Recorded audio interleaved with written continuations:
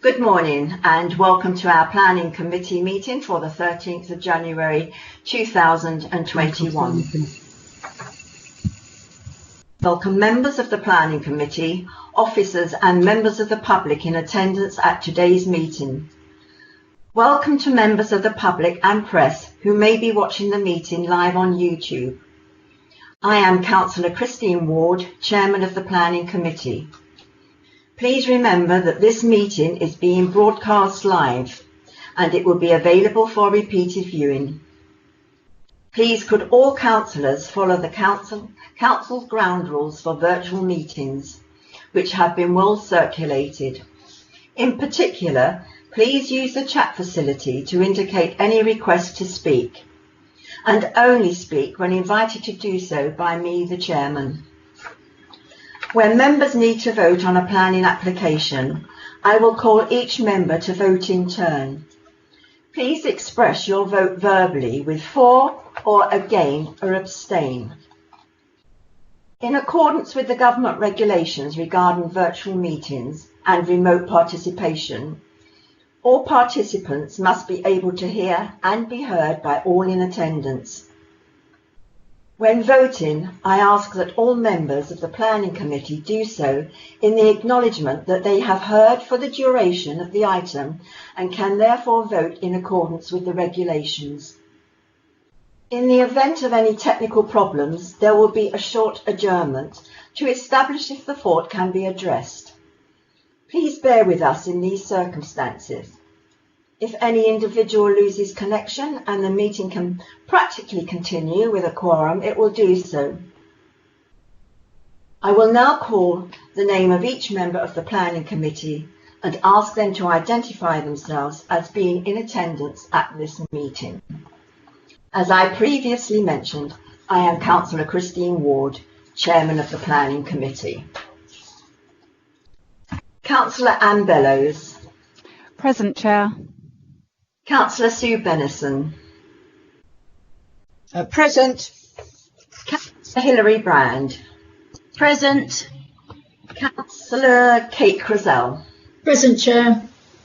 Councillor Arthur Davies. Present, Chair. Councillor Barry Dunning. Present, Chair. Councillor David Hawkins. Present, Chairman. Councillor Maureen Holding.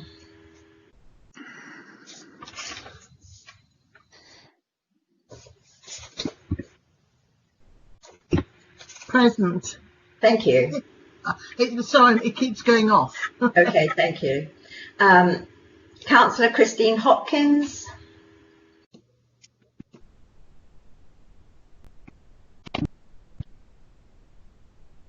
Hopefully Christine Hopkins has just joined the meeting. Okay, I'll come back to her at the end then. Councillor Mahmood Kangarani. Present, ma'am. Councillor Joe Riley. Present, Chairman. Councillor Tony Ring. Present, Chairman. Councillor Anne Sevier. Present, Chairman. Councillor Michael Thierry. Present, Chairman. Councillor Beverly Thorne. Present, Chairman.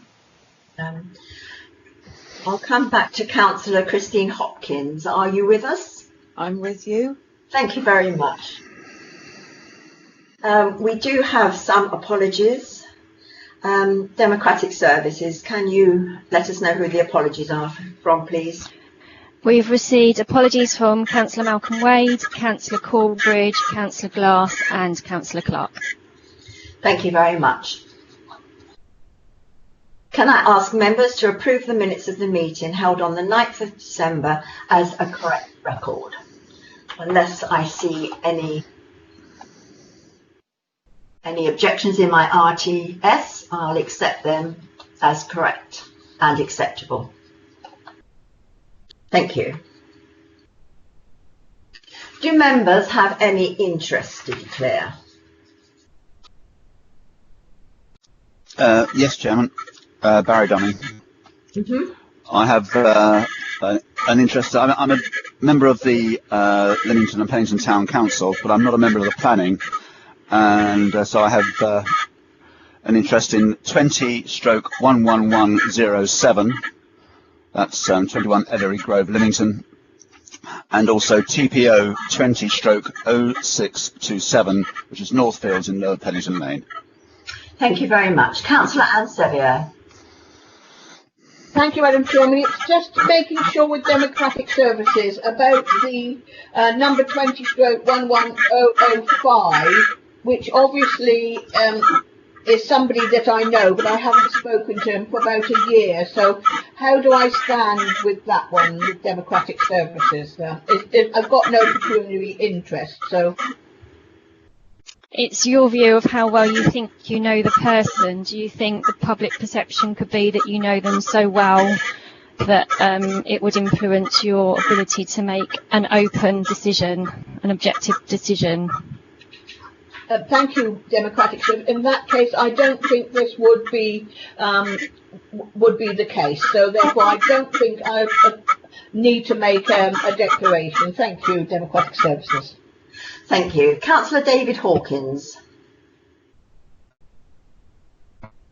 Yes, I'd like to declare an interest. I'm also, for my sins, I'm a New Milton Town Councillor and I sit on the Planning Committee, and I have I have voted and debated the 20/11029. So therefore, on that particular application, I will not be voting or debating. But hopefully I might be able to use my 3 minutes if the previous councillors don't cover the subject I wish to. Thank you. Thank you very much. I also need to declare an interest on the land at Solent Industrial Estate, 20/11029. I am a town councillor and ward councillor for representing the town and the New Forest District Council in this ward. Thank you.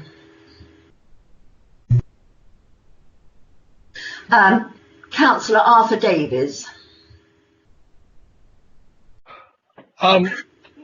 Yes, Chair.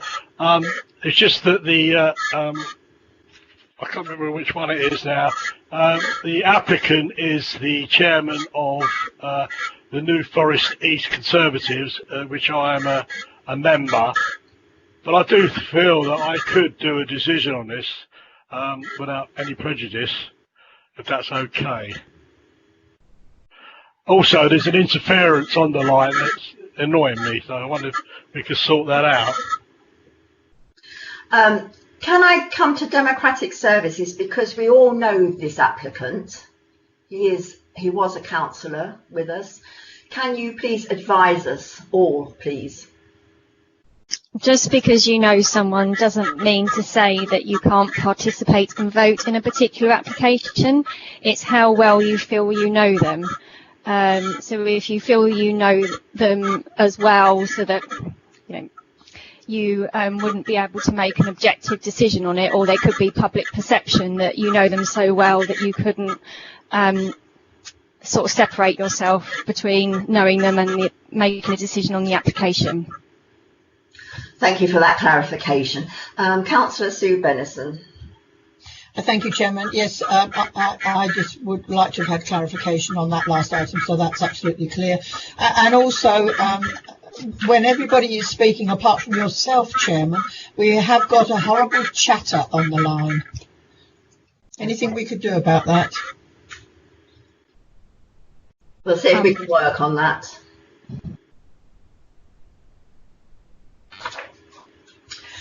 Okay, members, we'll go to our first application, which is Northfield, Lower Pennington Lane, Pennington, application 20/0726, and this is on page 41 to 46 of your agenda. And I would like to just reiterate that each member votes in the acknowledgement that they have been present for the duration of this item. If any individuals have connection issues leading to the meeting being incorrect and a vote cannot be taken, the application will be considered at a future meeting. We have one declaration of interest on this one. Can you confirm that again?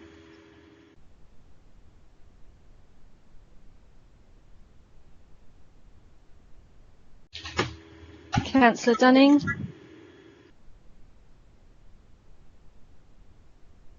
Yes, I can confirm that. Thank you. Can anybody that's not speaking go on to mute, please, so that we can try and solve this problem of the sound. We'll now start with our first presentation by Hannah Chambers, who is the case officer.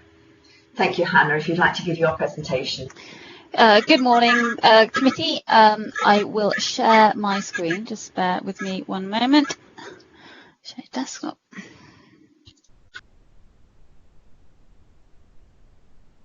All right. Can anyone see that?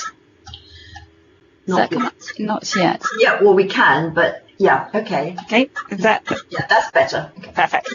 Okay.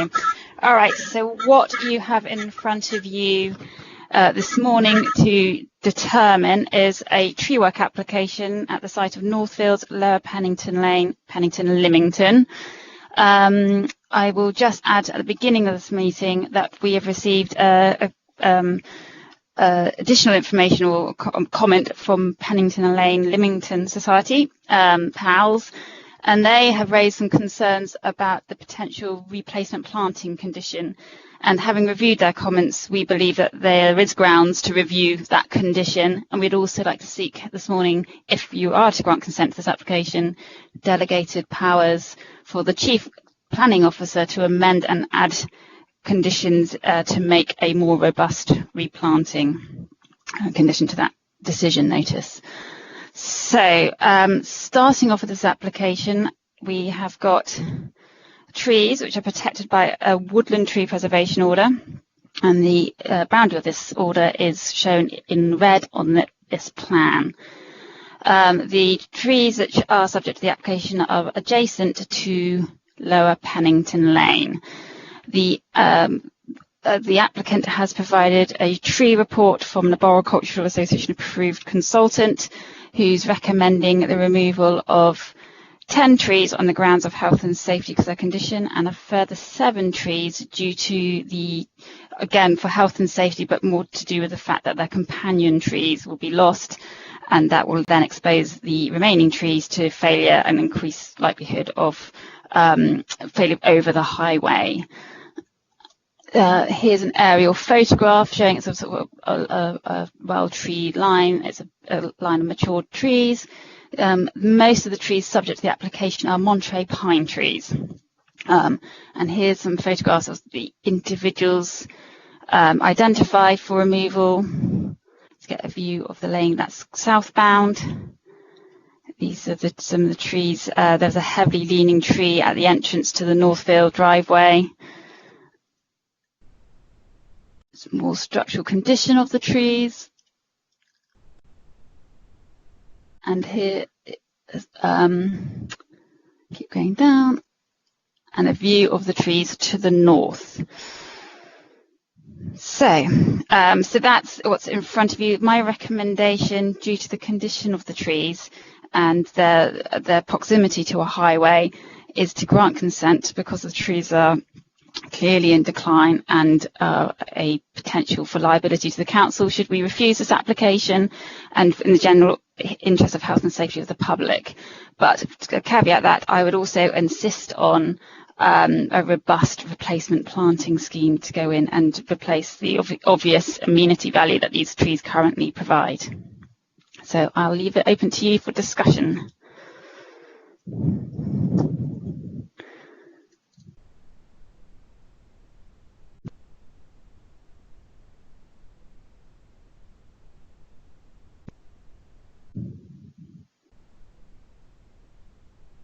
I think, is anyone on mute?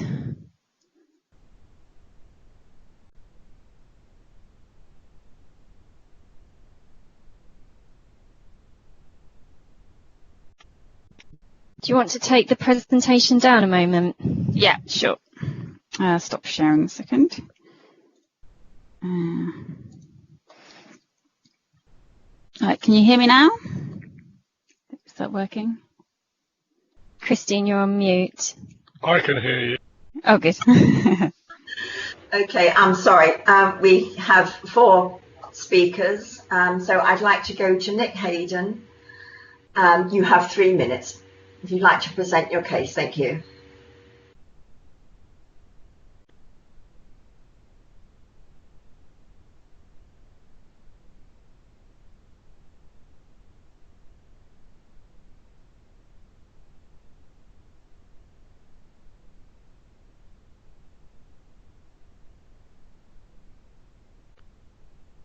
I think there's an issue at the moment with him joining the meeting.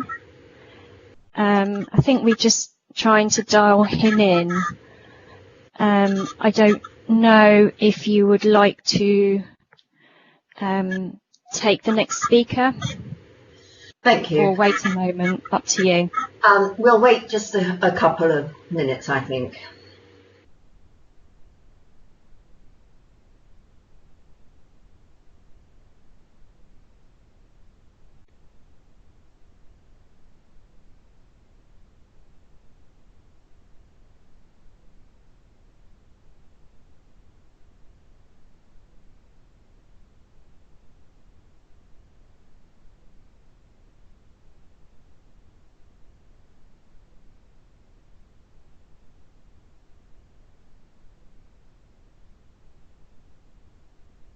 Karen, I think I'll need to move to the next speaker.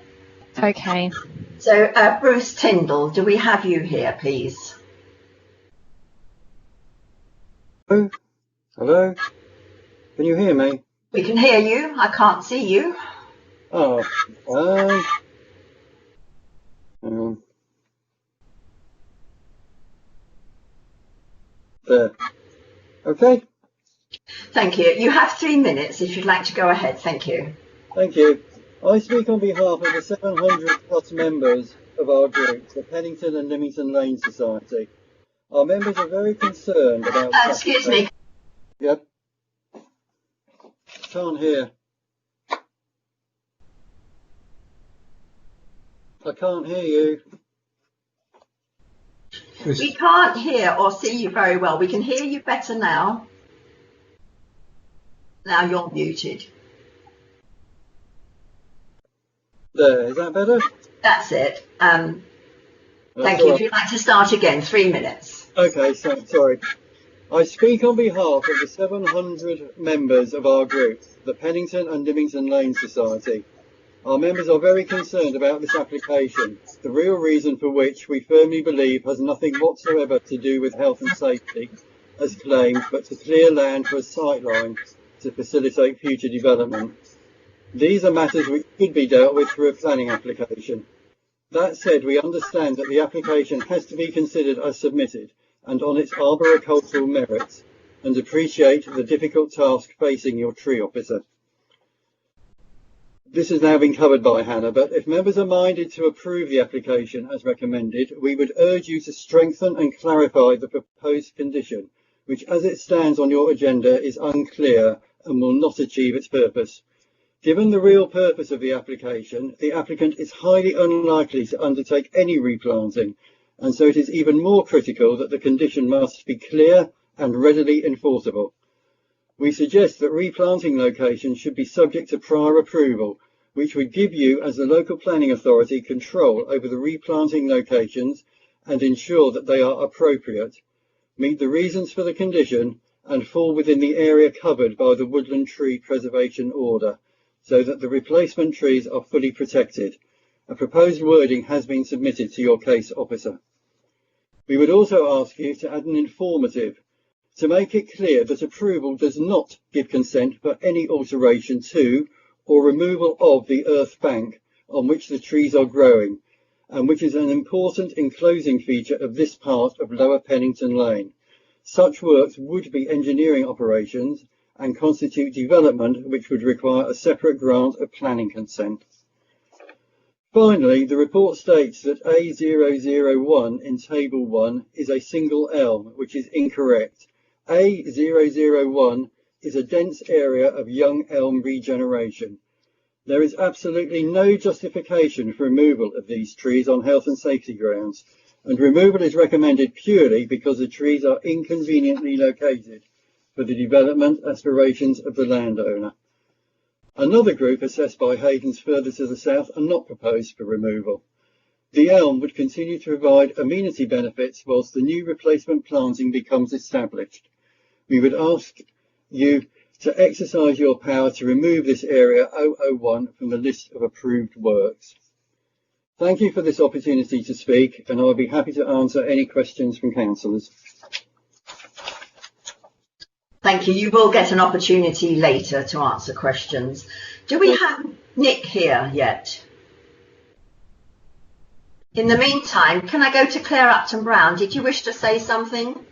Yes, members, I think it's just worth coming in at this point to just confirm to you that PALS have made comments around the precise wording of the planning condition, and Hannah has advised. I'm of the view that the wording on the agenda needs to be revised, and for that reason we're seeking delegated authority and would be looking to word a condition that requires the submission of a plan to identify the precise location for replanting, etc., so that the condition is robust and enforceable. Thank you, members. Thank you. Can we now go back to Nick Hayden? We're still having some problems with him joining the meeting, so if you wanted to take the other speakers, and then hopefully we can resolve that in the meantime. Thank you. I'll come then to Councillor Andrew Gossage, the ward councillor. You also have 3 minutes to speak. Good morning, Chair, members. Yes, Andrew Gossage here. I'm an NFDC councillor and a Lymington and Pennington Town councillor for the Pennington ward in which this tree works application is located. I wish to emphasise that the following text is my own personal opinion. I wish to register an objection to this application, and I would recommend refusal. It is clear that an objective of this application is firstly to facilitate the creation of an access to Strategic Site 6, and secondly to improve road safety on a dangerous bend. There is no doubt that some of the trees identified in the application are in need of attention. One tree has already fallen, fortunately, away from the road, and it is my opinion that the actions proposed in this application are excessive and as such unduly affect the street scene of Lower Pennington Lane at that point. In reference to the NFDC local plan, I believe that this proposed access will only service a cul-de-sac section of Site 6. The proposed access itself is not well situated, in my opinion, being on the inside of a bend with a prominent bank. The point being, in relation to this application, that the proposed tree works are not required if the access is mal-located.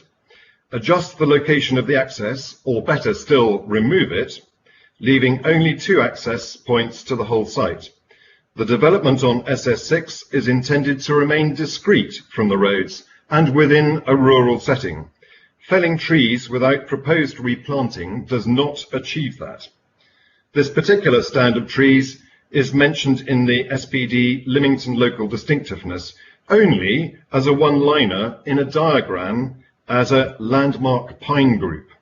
There is no reference to it in the text in the Rural Lanes section. Despite being a significant feature, I do not see it as intrinsic to the rural lane scene. It is almost unique and out of character.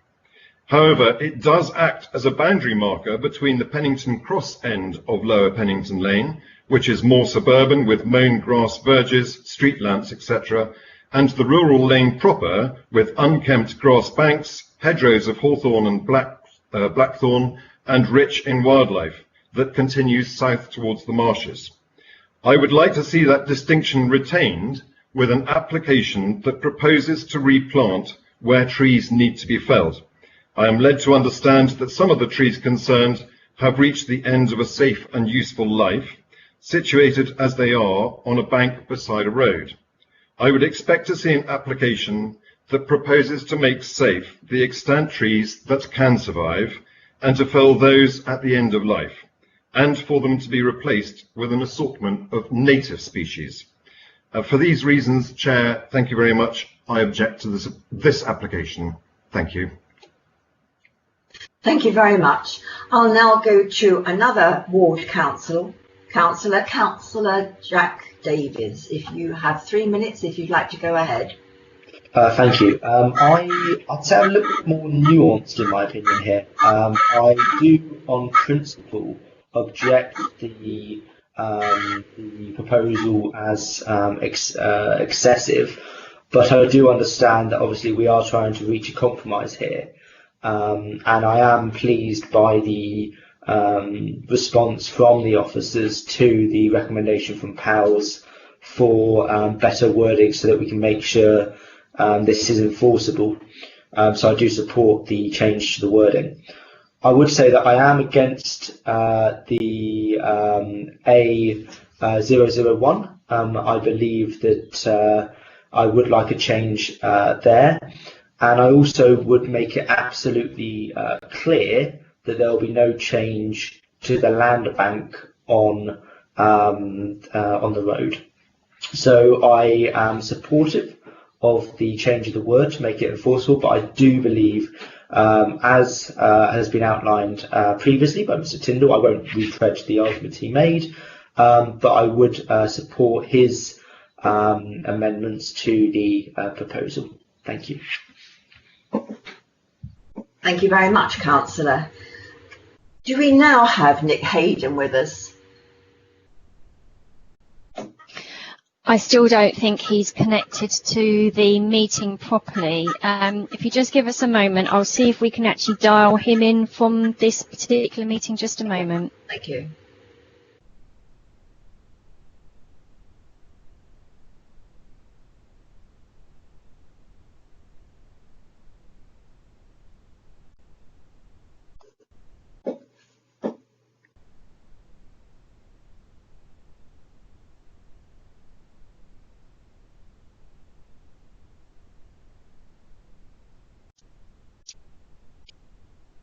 Chairman, while we're waiting, it's Councillor Bennison speaking.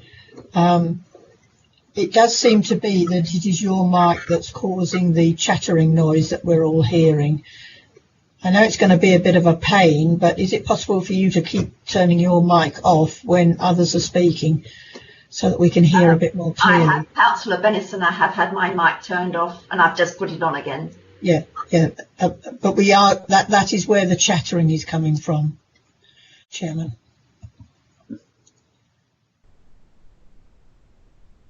I know we're still trying to get the other public. Oh, it looks like I think the other public participant is here. Nick Hayden. Well, you're through to Hayden's Arboricultural. I can try and transfer you through to Nick's mobile. Yes, please. Can I take your name? Oh, it's Karen Wardle. We've dialed him into a planning committee meeting. Okay, one moment.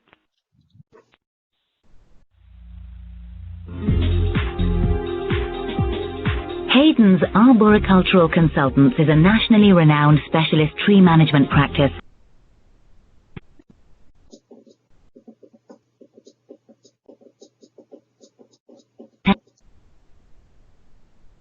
Everything from tree planting schemes and health and safety assessments to planning and development appraisals and ecological mitigation.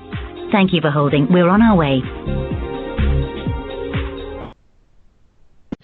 I don't know, Chairman, if while we're trying to get hold of them, either you would like to adjourn or if you would like to members to ask any questions, just so that we're not wasting time.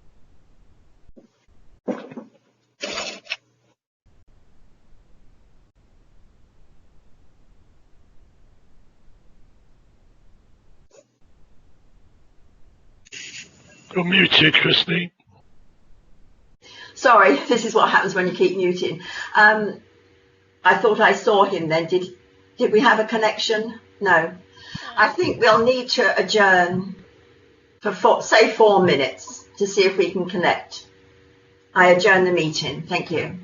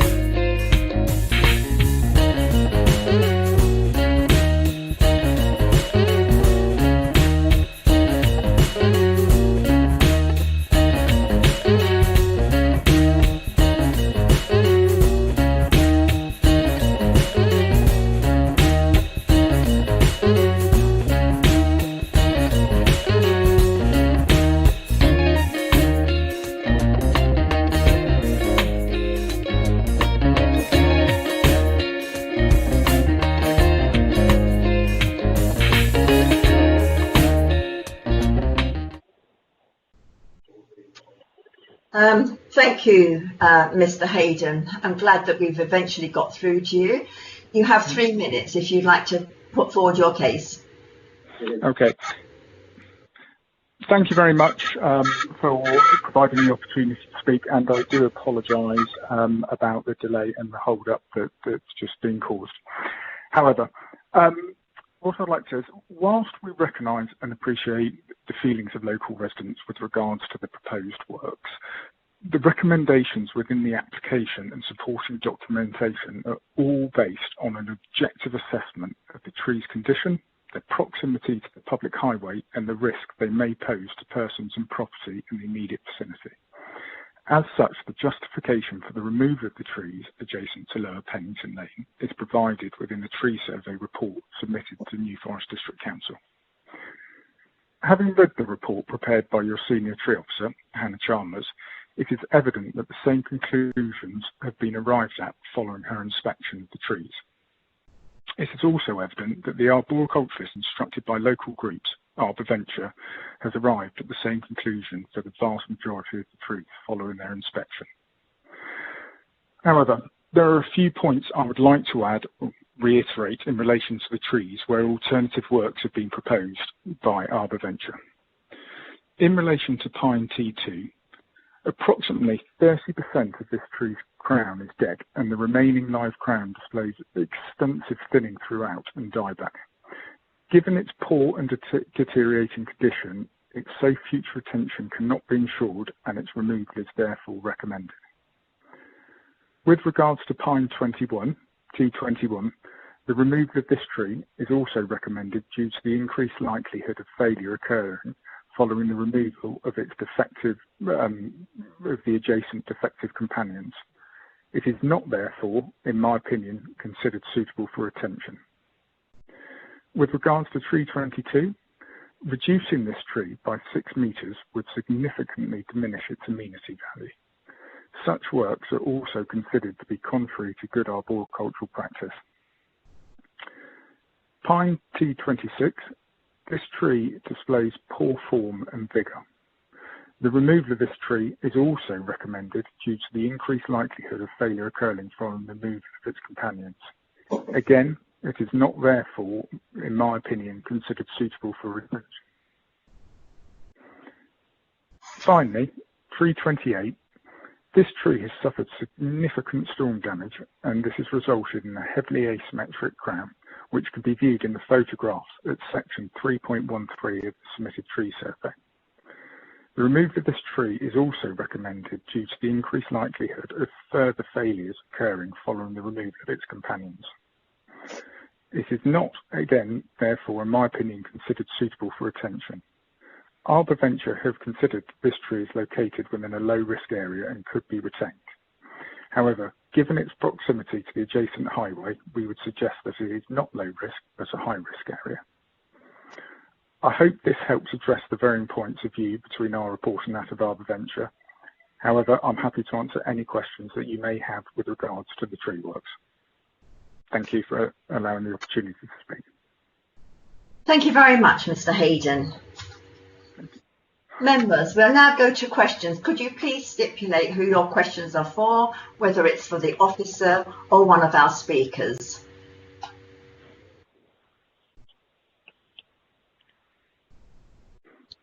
Councillor Sue Benison. Thank you, Chairman. My first question is for Mr. Hayden, and then I have 3 more other questions which perhaps could be answered by either Mr. Hayden or our tree officer.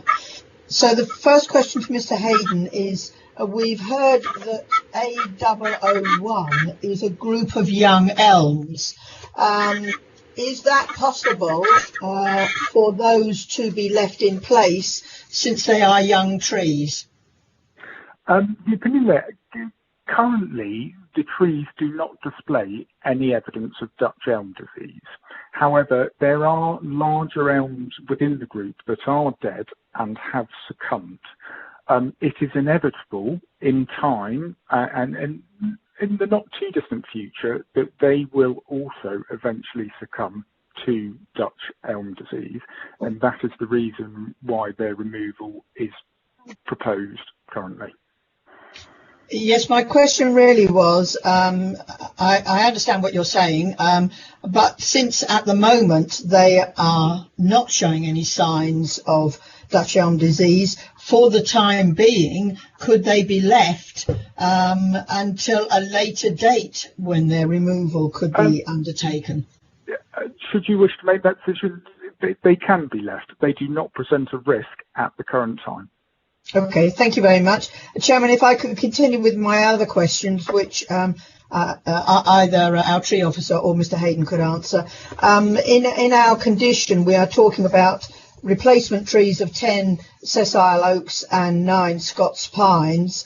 I'm wondering if there could be a more diverse range of species planting instead of just restricting it to oak and to Scots pine once again. Also, we've heard from one of our speakers of the hedgerow species that there are further down the lane. So once again, could some hedgerow species be included in this planting? Because obviously with these trees coming down, it is going to make the whole area very bare.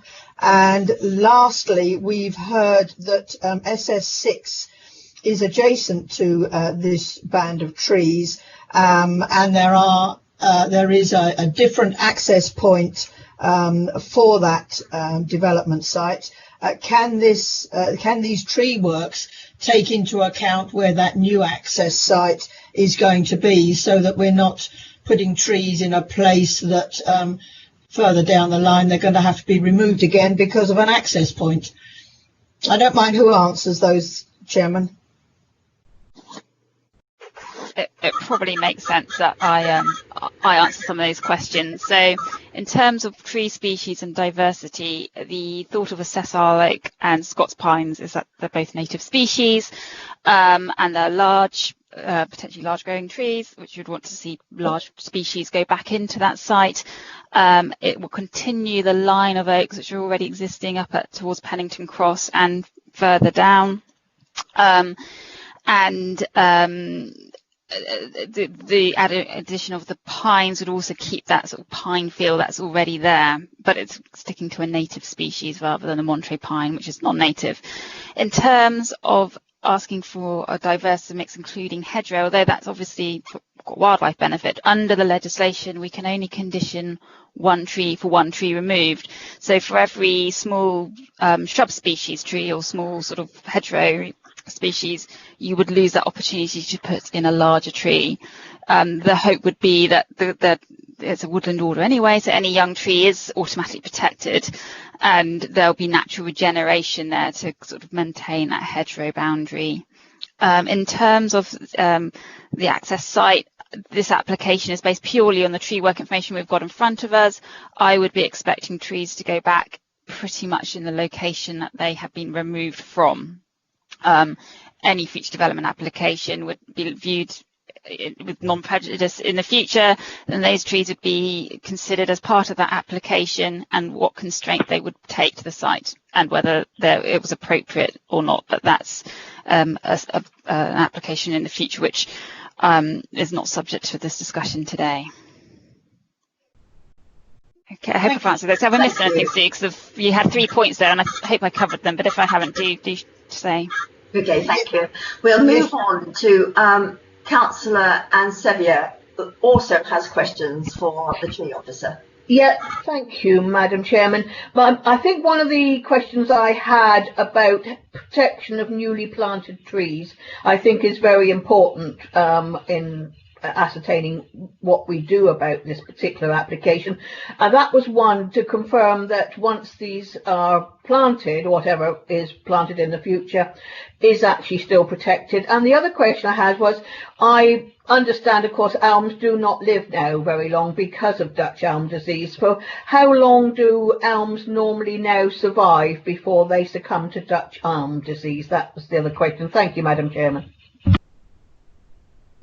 Before you answer that, we also have another question from the tree officer from Councillor Kangarani. If you'd like to put your question as well. Okay, sure. Thank you, Chairman. Actually, Councillor Anne Sevilla asked a question that was regarding the new trees should have a protected on them, that if they die within a couple of years, they just can't be left, then have to replace them. If they ever want to remove them, they have to be another plan application. Is that clear? Would you like me to answer those questions? Yes, both of those questions. Thank you. Okay, so Councillor Malmond and Councillor Sevier, both your questions are kind of the same. The area that these trees are growing in is a woodland tree preservation order, which means every single tree species of whatever size is protected, or whatever age. So as long as the trees are planted within that red line on that previous plan, they would automatically be protected. Any future removal of those trees would either have to go through a tree work application or whether if it was part of development scheme, but that would be a separate issue. But so they would be automatically protected. Going on to the likes of elm trees, Dutch elm trees is transported by a beetle, and the thickness of the bark has to get to a certain thickness for the beetle to be able to go over under the bark and tunnel.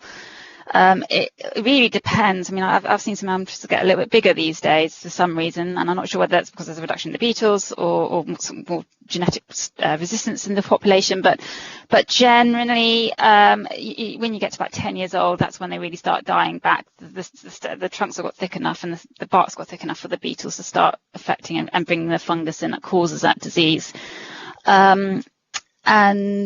I think that's those questions answered. If there's anything else, please let me know. Thank you very much. Councillor Arthur Davies. Thank you, Chair. I was going to ask the tree officer first. Is there a compromise here with these trees? I mean, are they basically the whole 19 got to come down, or is there some we can leave? And that's why, because I think people are looking for a compromise with this application. And the other thing is, I'm not sure you can answer this, can we condition that the bank remains? Because the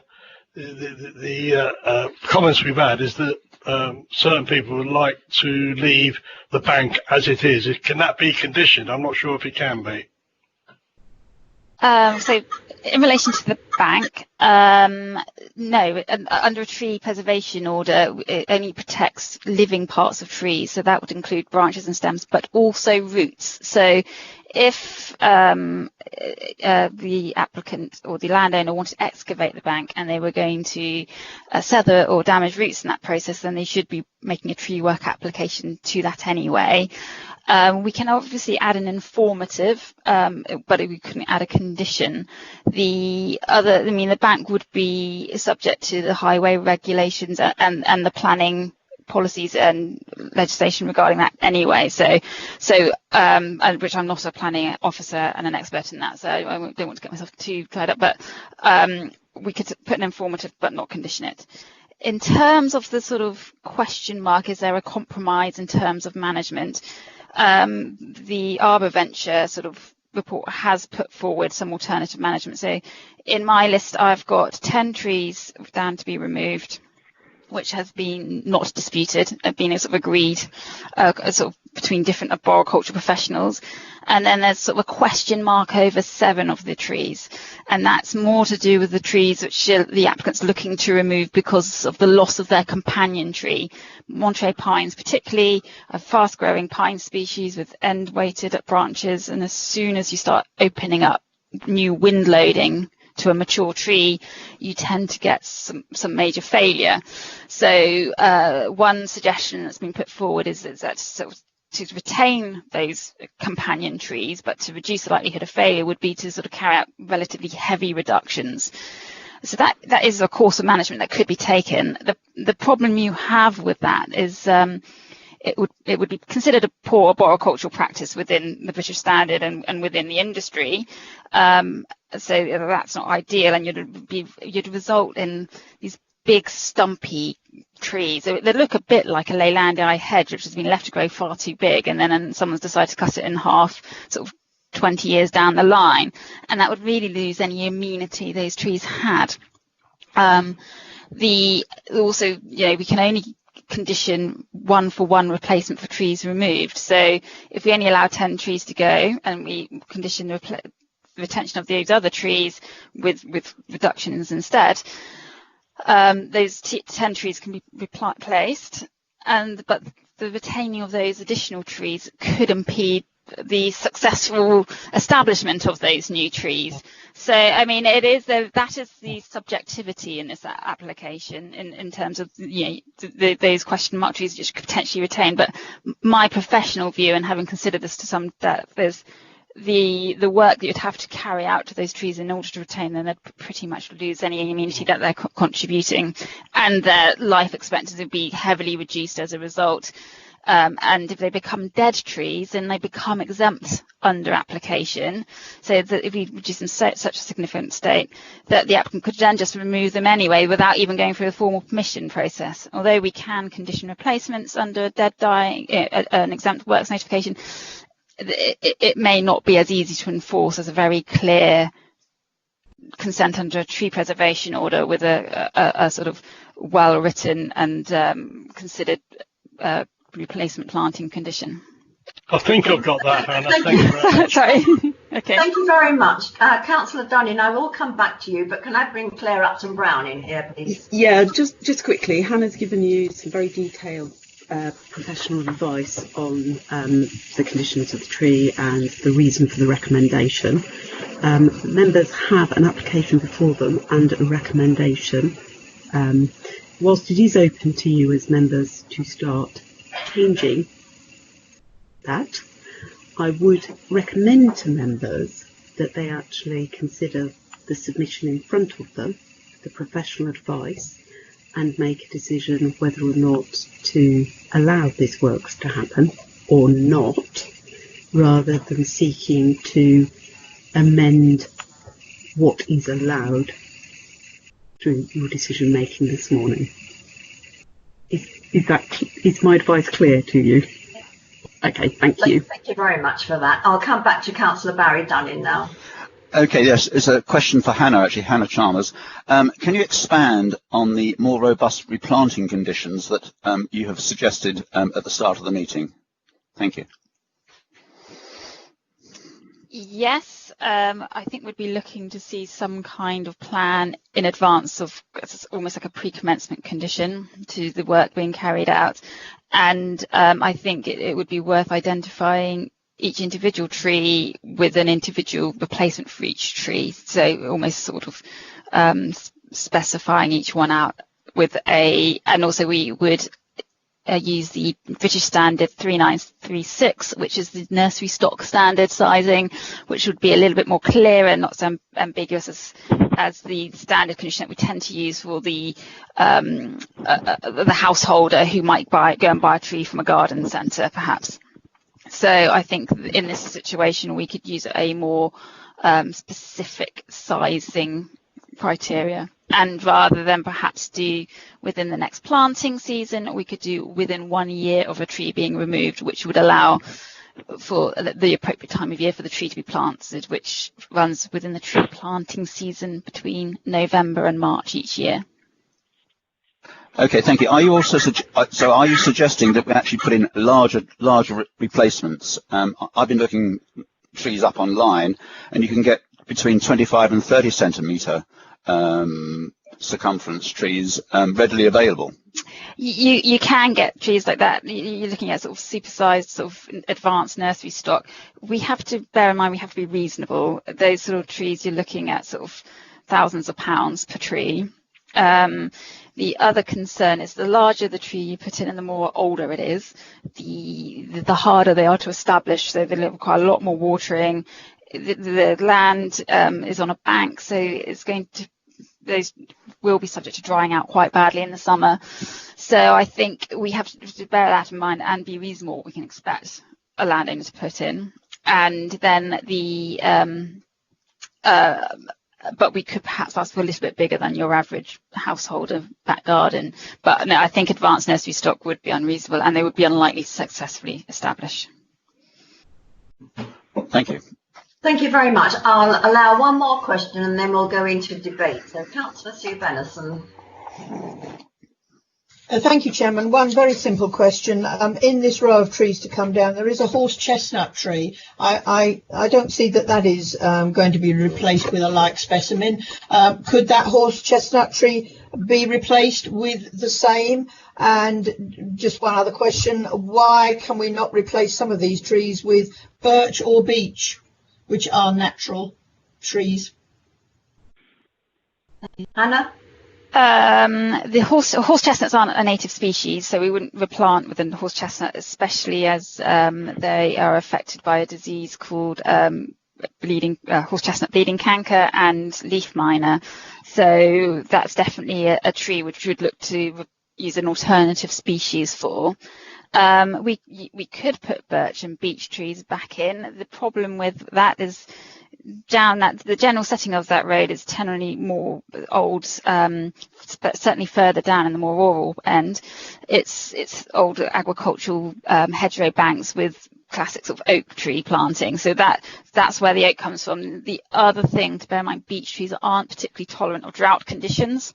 And on that bank where it's so free draining, I'm not convinced beech will successfully establish without a lot of watering. The species could be relooked at. Birch trees, I wouldn't want to see a birch tree going back in, only because they're such a small, short-lived tree. They live to sort of 70, 80 years.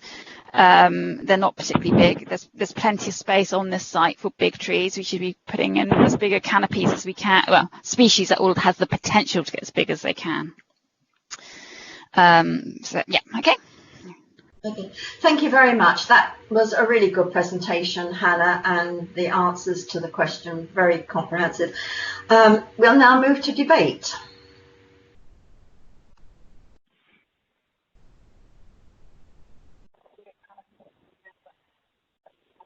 Councillor Dunning. Yes, I'd like to say something. I do agree with my fellow Lymington councillors in objecting to the original inadequacy of this application.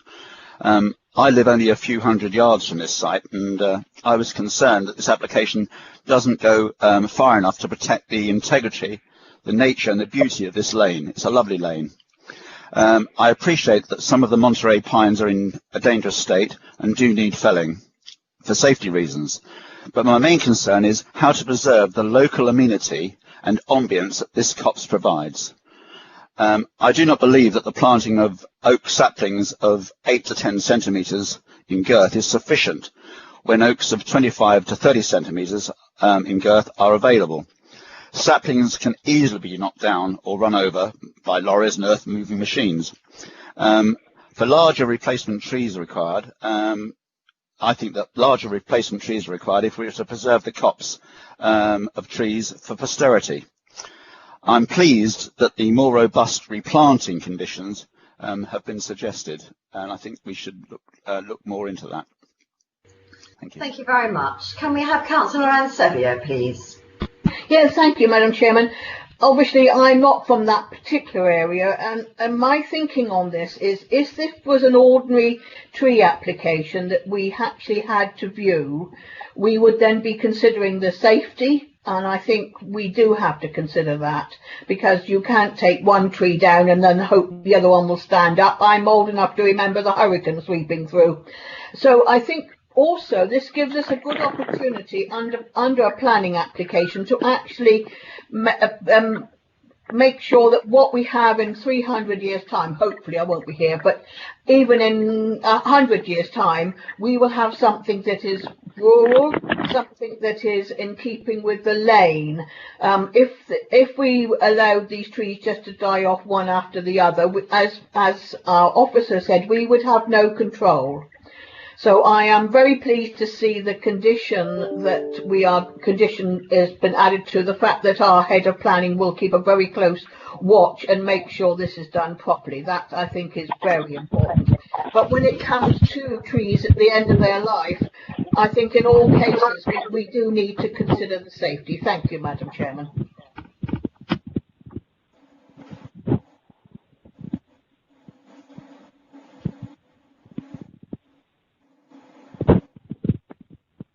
Chairman, you're Chris. muted. Sorry. Councillor Kate Crizell.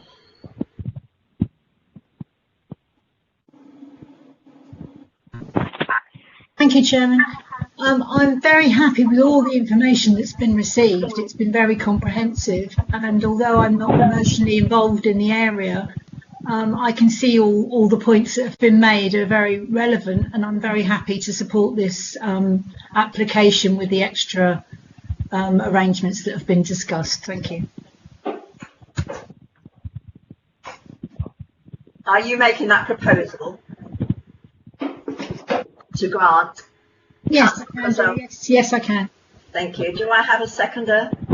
Yeah, I will second that. Sorry, who was that? Ronnie. Thank you. Thank you.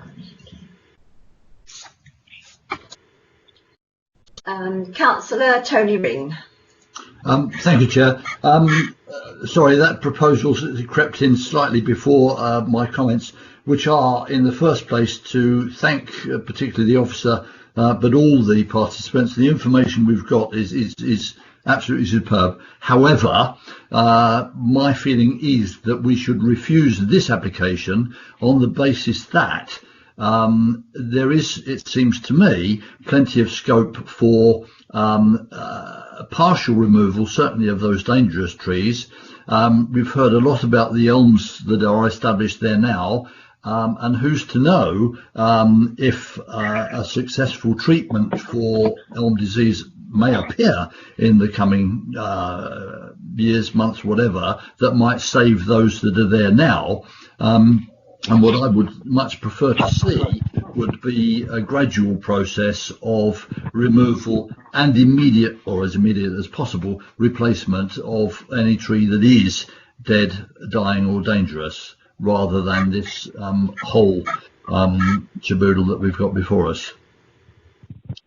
Thank you. Yeah, I think it has been pointed out the difficulty that we would have if we adopted that. Councillor David Hawkins. Yes, Chairman. It breaks my heart to think that we're wholesale dropping trees to the floor. I know there's safety issues and all bits and pieces, and I understand exactly what's been said, but I still can't really come to say and agree with this and say, yes, let's chop it all down, because I'm sure some of those trees that are there, they may not look nice and straight, but I think they've got a few more years left in them. So I would go along with lobbing those down that were unsafe and dangerous to the public. Thank you. Thank you. I'm going to bring the debate to an end after Councillor Sue Benison has spoken again. Thank you, Chairman. I too am very sorry to see these trees come down. I do realise all trees come to the end of their life and there is a time for them to come down. My concerns really are that we really are tied in these tree applications for only being able to take down one tree and replace it with one tree. We are unable to make any other suggestions or requests that underplanting is put in whilst we wait for these new trees to grow up, because there's no doubt about it, when these trees come down, the whole area will be absolutely bare of virtually all vegetation, and I think it's a great pity that we can't somehow make an interim step where we can underplant with the shorter lived trees like birch, which can grow up more quickly and make a long bank like this look much more in keeping with what it was in the first place, whilst you wait for the longer lived trees to grow up. But it seems to me that we are, our hands are totally tied, including the preservation of the young elms. We've heard some young elms do survive a bit longer. We all hope that eventually some elms will be able to survived the damage done by the beetles, but only time will tell on that one. So very reluctantly, I feel that we have no alternative but to allow this application to go through. Thank you, Chairman. Thank you, everybody, for that debate. I'm now going to go back to the speakers. You all have 1 minute. So do we still have Nick Hayden with us? Yes. You have 1 minute. Thank you. Having listened to the debate, as I say, and I will reiterate, I won't go on too much, my earlier points. It is very regrettable, obviously, the loss of the trees that will occur, but the reasons that have been given within the report to justify their removal, we stand by. I believe and I hope that the councillors do support this, and that obviously a suitable replacement scheme will be provided if that is conditioned for approval prior to any works being undertaken. Thank you. Thank you very much. Can I go to Bruce Tyndall? You have another minute. Thank you.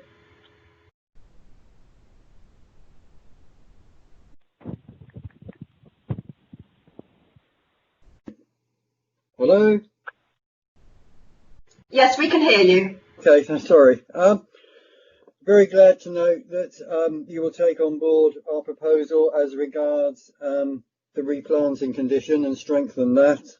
I think you also discussed the informative about the bank, and I haven't heard anybody say no to that, as it goes in as an informative rather than a condition.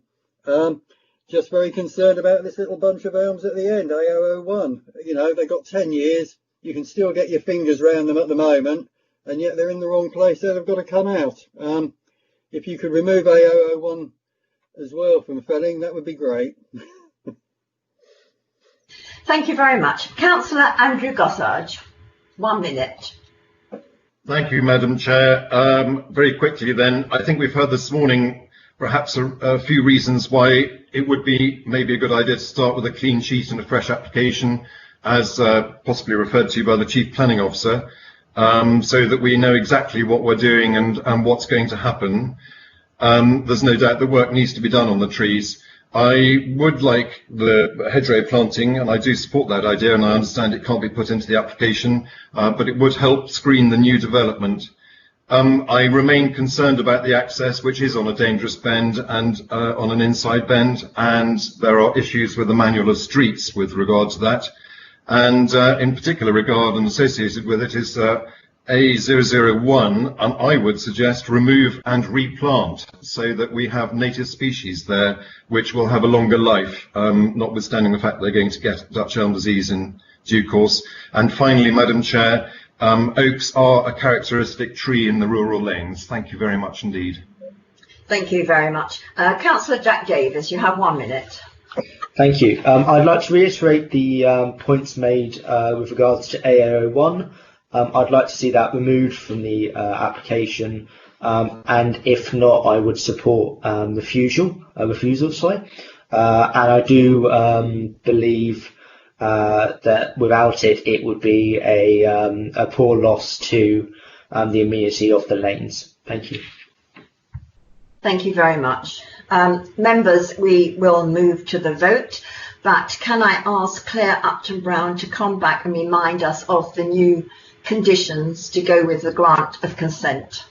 Yeah, so members, just to confirm, the recommendation is to delegate authority to myself to review the conditions. The conditions will be reworded to include the requirement to submit a plan identifying where each individual tree will be planted, and then individual conditions for each tree.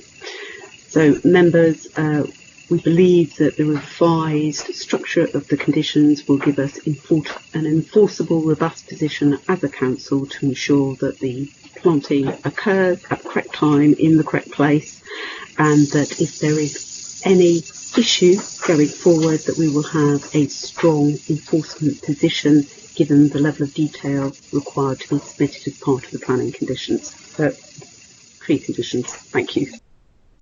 Thank you very much for clarifying that. We'll now go to the vote. For, against or abstain. Councillor Anne Bellows. For. Councillor Sue Benison. For. Councillor Hilary Brand. For. Councillor Kate Crizell. For. Councillor Arthur Davies. Against. Councillor Barry Dunning. Against. Councillor David Hawkins. Against. Councillor Maureen Holding.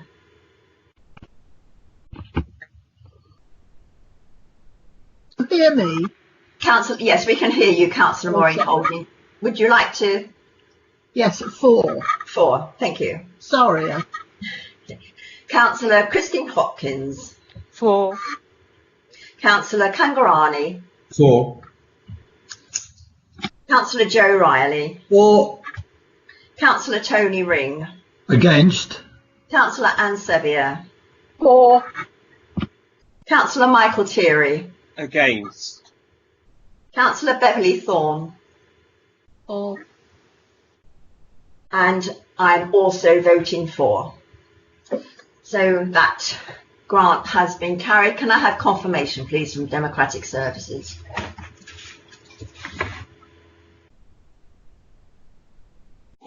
Hello, we've got 11 votes for, 5 votes against, so that carries the officer recommendation. Thank you very much. Members, before we move on to the next one, I'm going to adjourn for 10 minutes. I think we've got a long one ahead of us, so 10 minutes if you can be back at 10 to 11. Thank you very much. I now close this part of the meeting.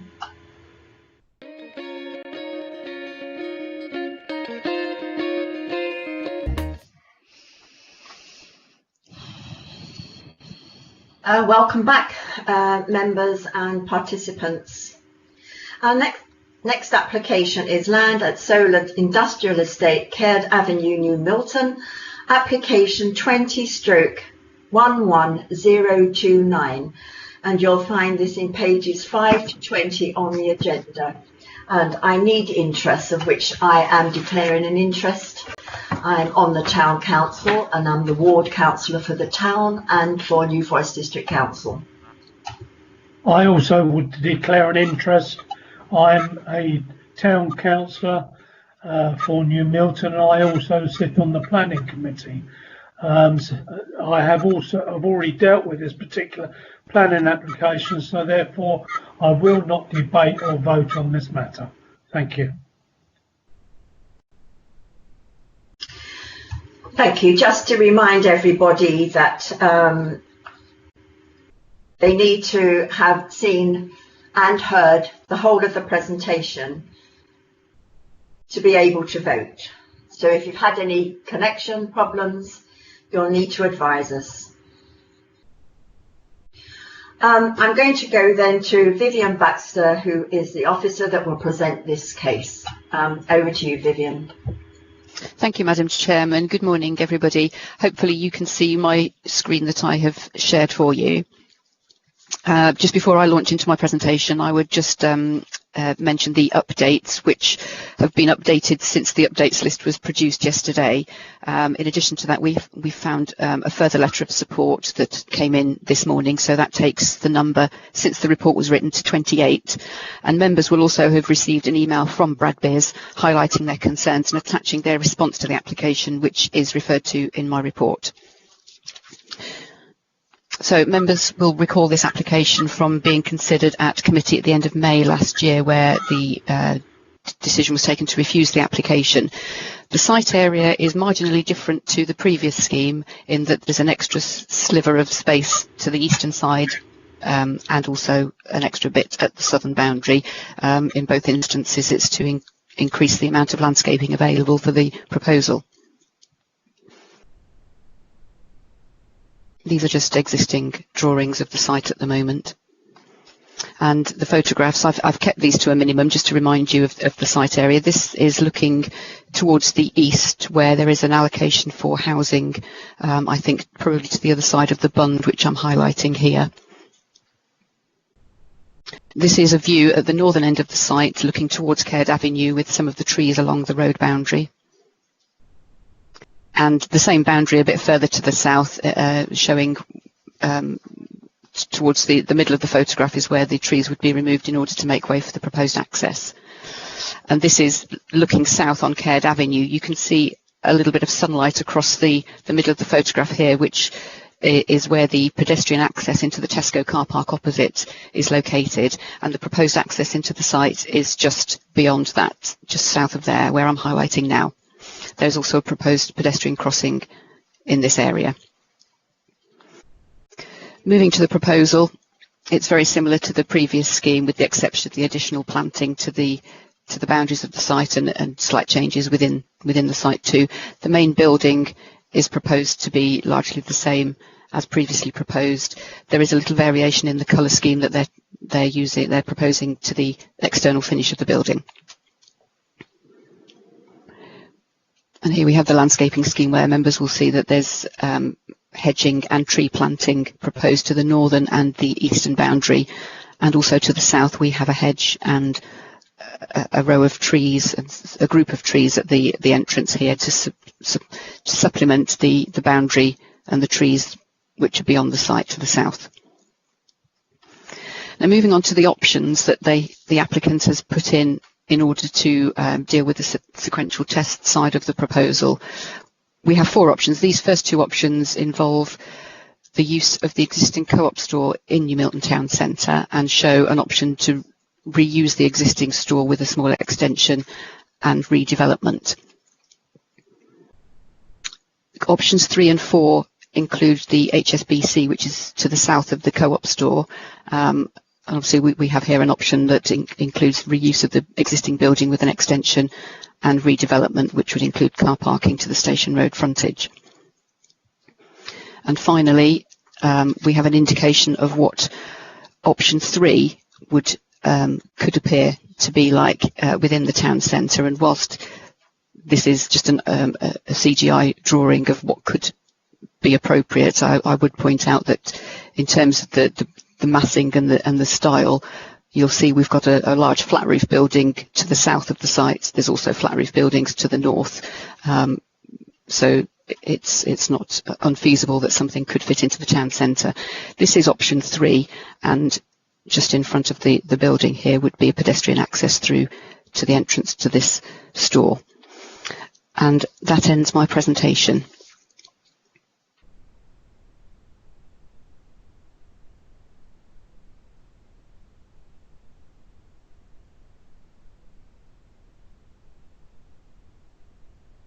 Chairman, we can't hear you. I'm so sorry. Thank you. There will be lots of questions, but before we'll go to the public speakers, and can I invite Dan Templeton, Planning Potential Agent. You have 3 minutes to speak. If you'd like to go ahead, thank you. Good morning. Hopefully you can see me. I think you can see me. If you can't, hopefully you can hear me. Can somebody confirm you can hear me okay? We can hear you. Thank you very much. Good morning. I am Dan Templeton and I'm responsible for this application on behalf of Aldi. On this particular occasion, I'm also speaking with the blessing of New Milton Residents Association, whose membership overwhelmingly supports this application. I'm sure that members will be very familiar with the site. After all, it forms part of the emerging neighbourhood plan. Indeed, the neighbourhood plan identifies this application site for precisely the form of development that is proposed in this application. The neighbourhood plan is at an advanced stage. It's the product of significant hard work by many stakeholders who have invested a huge amount of effort in its preparation, and I urge you to give weight to that plan. Following our earlier application, Aldi has worked successfully with officers to address comments regarding the landscaping of the site. We've extended the site boundary to allow for significant additional planting that will provide a visual buffer and will include native species, bat and bird boxes to encourage ecological enhancement, and we will implement a comprehensive landscape management plan to ensure that the site will both flourish and be maintained properly over the lifetime of the development. As a result, officers are now satisfied with the landscaping proposals And as before, Aldi remains committed to making a financial contribution towards improving the highway network. There really is only one issue remaining, and that is whether the former co-op site in the town centre represents a suitable alternative. Now, Aldi has looked at this site very closely and given it very careful consideration. It's agreed that the co-op unit alone is not sufficient size, and only with the inclusion of the adjacent unit, which is of course in beneficial occupation by HSBC, does a reasonable site size emerge. And even then, it must be remembered that the neighbourhood plan also proposes that the co-op site should be developed for a mixed-use, multi-level development. It's plainly still too small to provide sufficient car parking spaces for a successful store, and would require a heavily compromised and unsafe servicing arrangement. We were invited to consider using car parking spaces in the council-owned car park to make up for the shortfall in parking, but no successful food store operator would entertain splitting its parking requirements with additional spaces remote from the store entrance and separated both by the store's loading bay and by Stannington Close. It's simply not a suitable option. Put simply, the co-op is not a suitable site for an Aldi food store. I invite you to give weight to this conclusion. After all, Aldi is a successful discount food store operator. We know what works and what doesn't work. Only the Caird Avenue site is suitable and capable of accommodating a new discount food store. Only the Caird Avenue site is capable of delivering the significant economic benefits that will arise. And I therefore invite the committee to put its faith in the work that has already been undertaken for the neighbourhood plan, and put faith in Aldi delivering the benefits that so many local residents welcome. And finally, I hope that you will resolve to grant planning permission. Thank you. Thank you very much. That was well timed. We'll now go on to Mr. Greg Davis from Bradbeers. You have 3 minutes if you'd like to go ahead. Can you hear me? Can you hear me? Yes, we can hear and see you.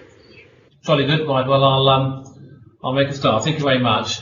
Good morning, Chair and members of the committee, and thank you for the opportunity to speak today. My name is Greg Davis, and I'm a director at Bradbeers. We operate a department store in the Milton Town Centre and also the landowner of the former co-op store car park and adjacent 12 shop units known as Station Road, Spencer Road site. In summary, I would wish to endorse the findings of your officers in recommending the application be refused. This follows your decision in May of last year to refuse an identical application. My short presentation is split into 3 sections: the sequential test, Aldi's response and the street scene. Sequential test. Whilst the report sets out the applicant has now addressed 2 of the previous 3 reasons for refusal, it is still recommended for refusal on the basis that it fails the sequential test. This is because there is an available and suitable, sequentially preferable town centre site at Station Road, which is within our ownership and control. The applicant has presented no additional evidence to support a different decision than that reached by this committee in May of last year. Further, there has been no other material change in circumstance in national or local policy terms that could lead to a different decision being reached. As was the case last year, we have demonstrated that land within our ownership is available. The applicant wishes to rigidly stick to its business model, but that is not what the sequential test requires. Apply appropriate flexibility, which the applicant has not. The site clearly remains suitable for the proposed discount store. Again, this was the position in May last year and remains unchanged now. To reach a different conclusion would, in our view, be unlawful. What they have just shown you there is clearly not a very attractive building, and they've only shown 2 options where we've done about 6 options. Having said that, by taking in extra adjacent shops that we own, we are available at short notice. We can provide the same size building, 118 free car parking spaces, which I've sent copies to you, so they don't even need to be flexible if they don't want to be. So, point 2, Aldi's response. Aldi's planning consultant said last year, and again today, that if the application is refused, then this is the end of it. They would not consider our site. Do you actually believe them? Knowing that Aldi develop in town centres all over the UK. 2 local examples are Wallace Road, Bournemouth, and just down the road at Boscombe, a recently built one with flats above. My final point is the scale and massing of a new Aldi store in New Milton. Aldi's consultants have suggested that reuse of the former co-op site would result in a blank frontage to Station Road. Just because the frontage does not incorporate an entrance doesn't mean it has to be blank. Existing shop front windows could be retained, providing a view into the store. If the new building was set back, we would not consider the resulting break in the street frontage as causing harm to New Milton Town Centre. In fact, with the widening of the footpath and pedestrian crossing already in existence on Station Road, the area could become a rather interesting public plaza and give some relief from the linear form of the existing street. The visual Aldi have just prepared is done by them, obviously, and it looks terrible. They would obviously be glazing the frontage in any scheme. In summary, our site is as good, if not better, and we respectfully request that members refuse the application before you in line with your officer's recommendation and consistent with the decision made in May last year on sequential test grounds. Thank you very much. Thank you very much. You had your 3 minutes. Thank you very much, Mr. Greg Davis. I now go to Councillor Steve Davis, who's representing New Milton Town Council. Thank you, Chairman, and good morning to you and your committee. Thank you for letting me speak on this application. As you know, I've been a district councillor for New Milton Town Centre since 2007, but today, as I said, I'm representing NMTC Planning Committee. First of all, thank you to Mrs. Baxter for such a full report. It certainly covered all the bases that I could imagine. The application before you, as you've heard, has the support, obviously, of the Town Planning Committee. You've heard about the Residents Association, who are overwhelmingly in support of the Aldi application. Most respondents, in fact, on NSDC's excellent planning portal, have clearly stated show support. But quite surprisingly, local social media in New Milton has also provided overwhelming support for the application from Aldi. In fact, I was quite surprised to read that some members are keen to save a journey to Christchurch, which is where they currently have to go to Aldi. The former co-op site has been shown by Aldi to be unacceptable, and I'm not a planning expert. I can't really comment on that, but all I can do is take their feedback. But we have had 2 former food supermarkets that have failed in that location, both Summerfields and then the Co-op this century. New Milton already has a highly regarded supermarket in the town centre, Morrison's, for which we are all extremely grateful, I can assure you. We are well served in our high street town centre for food supermarkets. Adding an Aldi to New Milton's food retail options is what New Milton has clearly said they want. The residents, and also on social media, and obviously the town planning committee. My plea today to you and your committee chairman is to approve this application and to give New Milton a chance to continue to grow. Thank you very much for your time. Thank you, Councillor Davis. Can I now go to Councillor Alvin Reid? Thank you, Chairman. Good morning, everybody. Happy New Year to fellow councillors, the officers and members of the public who may be listening to this session. As a lot of you know, I'm the Mayor of New Milton, and I'm very passionate about our town, but I am speaking today as an NFDC councillor for the Hordle ward and not as a town councillor. To those who live outside the area, the Hordle ward borders the Beckton ward where this application is, so I believe it is appropriate for me to comment as a Hordle councillor. I think we would all agree that there is a need for another food store in and around New Milton. Over the period of the local plan, there will be approximately 1,000 new houses within New Milton, Hordle and Milford within 3 miles of the proposed site.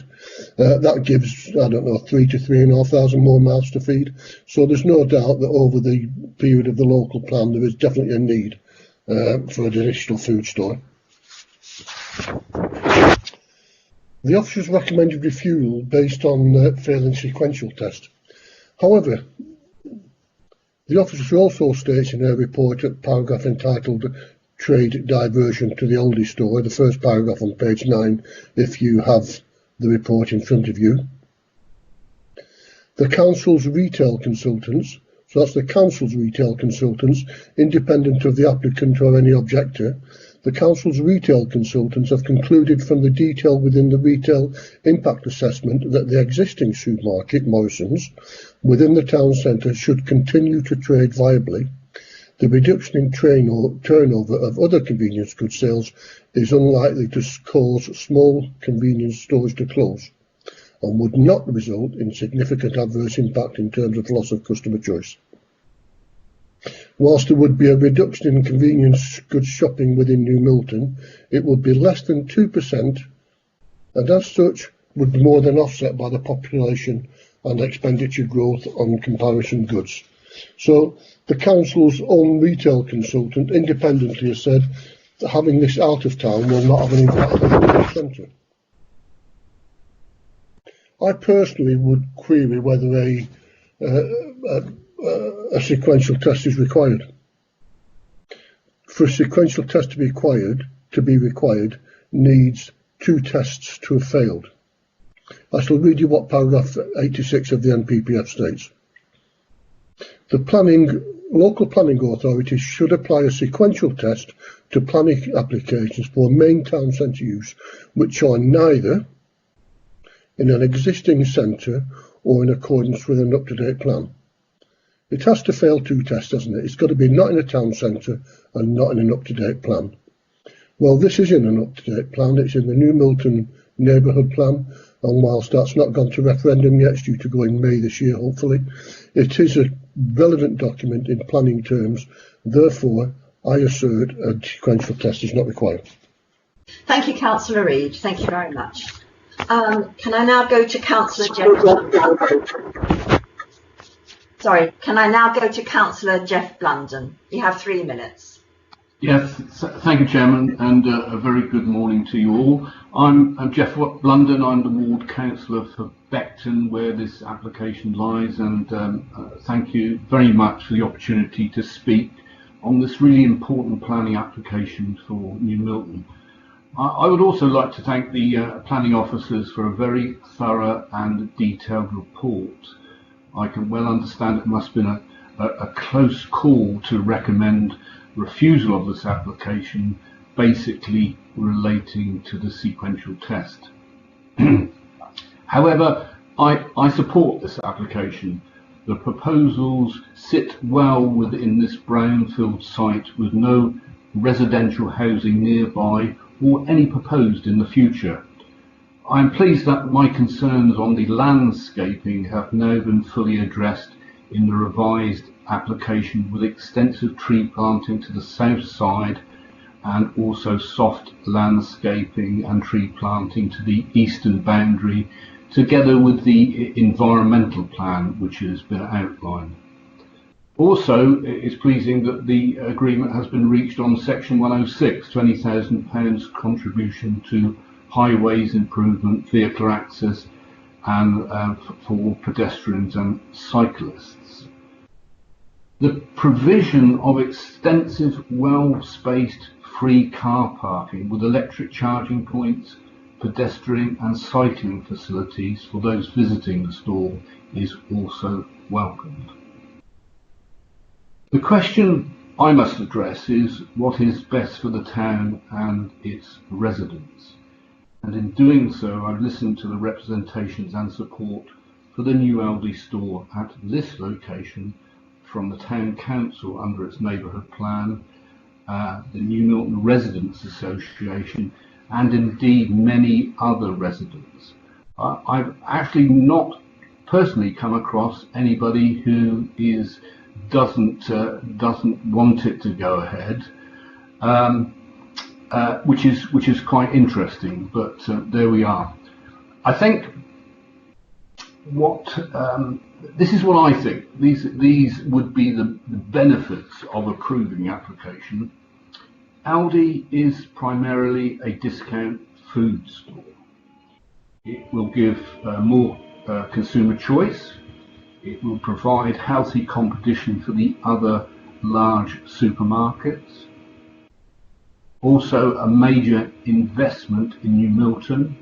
It would create up to 40 new local jobs, and I understand would support the local economy of over £500,000 per year. I also believe that with the good vehicular, cyclist and pedestrian access and excellent public transport, shoppers out of the area will be drawn to New Milton High Street to visit other shops and businesses. Councillor Blunden, you have had 3 minutes. Can you sum up, please? Yes, okay, indeed. With regard to the co-ops who are owned by Badbury, as Ollie has said, its size, location, parking and servicing this all would not fit their business plan, so it's not for them, and it's certainly not for me. May I ask members to please support this planning application? Thank you, Chairman. Thank you very much. Members, now questions. Can you please state whether they are for officers or whether they are for our speakers? Councillor Arthur Davies. Sorry, Chair. You asked me, I was trying to multitask, and I was trying to write it down, certain things down, but anyway, I didn't realise I'd be the first in line. 2 questions. One is, I should have done this research. How far is the Caird Avenue site from the co-op site, and what sort of walking distance are we talking about? 1. 2, I would like a question to Mr. Dan Templeton. Shall I carry on, or you're muted? Yes. Who do you want to start with, officer or Mr. Templeton? Well, that was the first question. If you heard that, okay. Do I have to repeat it? Secondly, for Mr. Templeton, yeah, Mr. Templeton, right. It all revolves around whether the co-op site is viable for you to establish your business in. I've read your leaflet. I would like you to elaborate exactly why the co-op site is totally against what your company wants, and if it is against, if it's the facts why you can't put it there, and secondly, if you got refused, I don't know if I should ask this or not, what would your next steps be? I think we'll move on from that one. If Mr. Templeton can answer the first part of that question, please.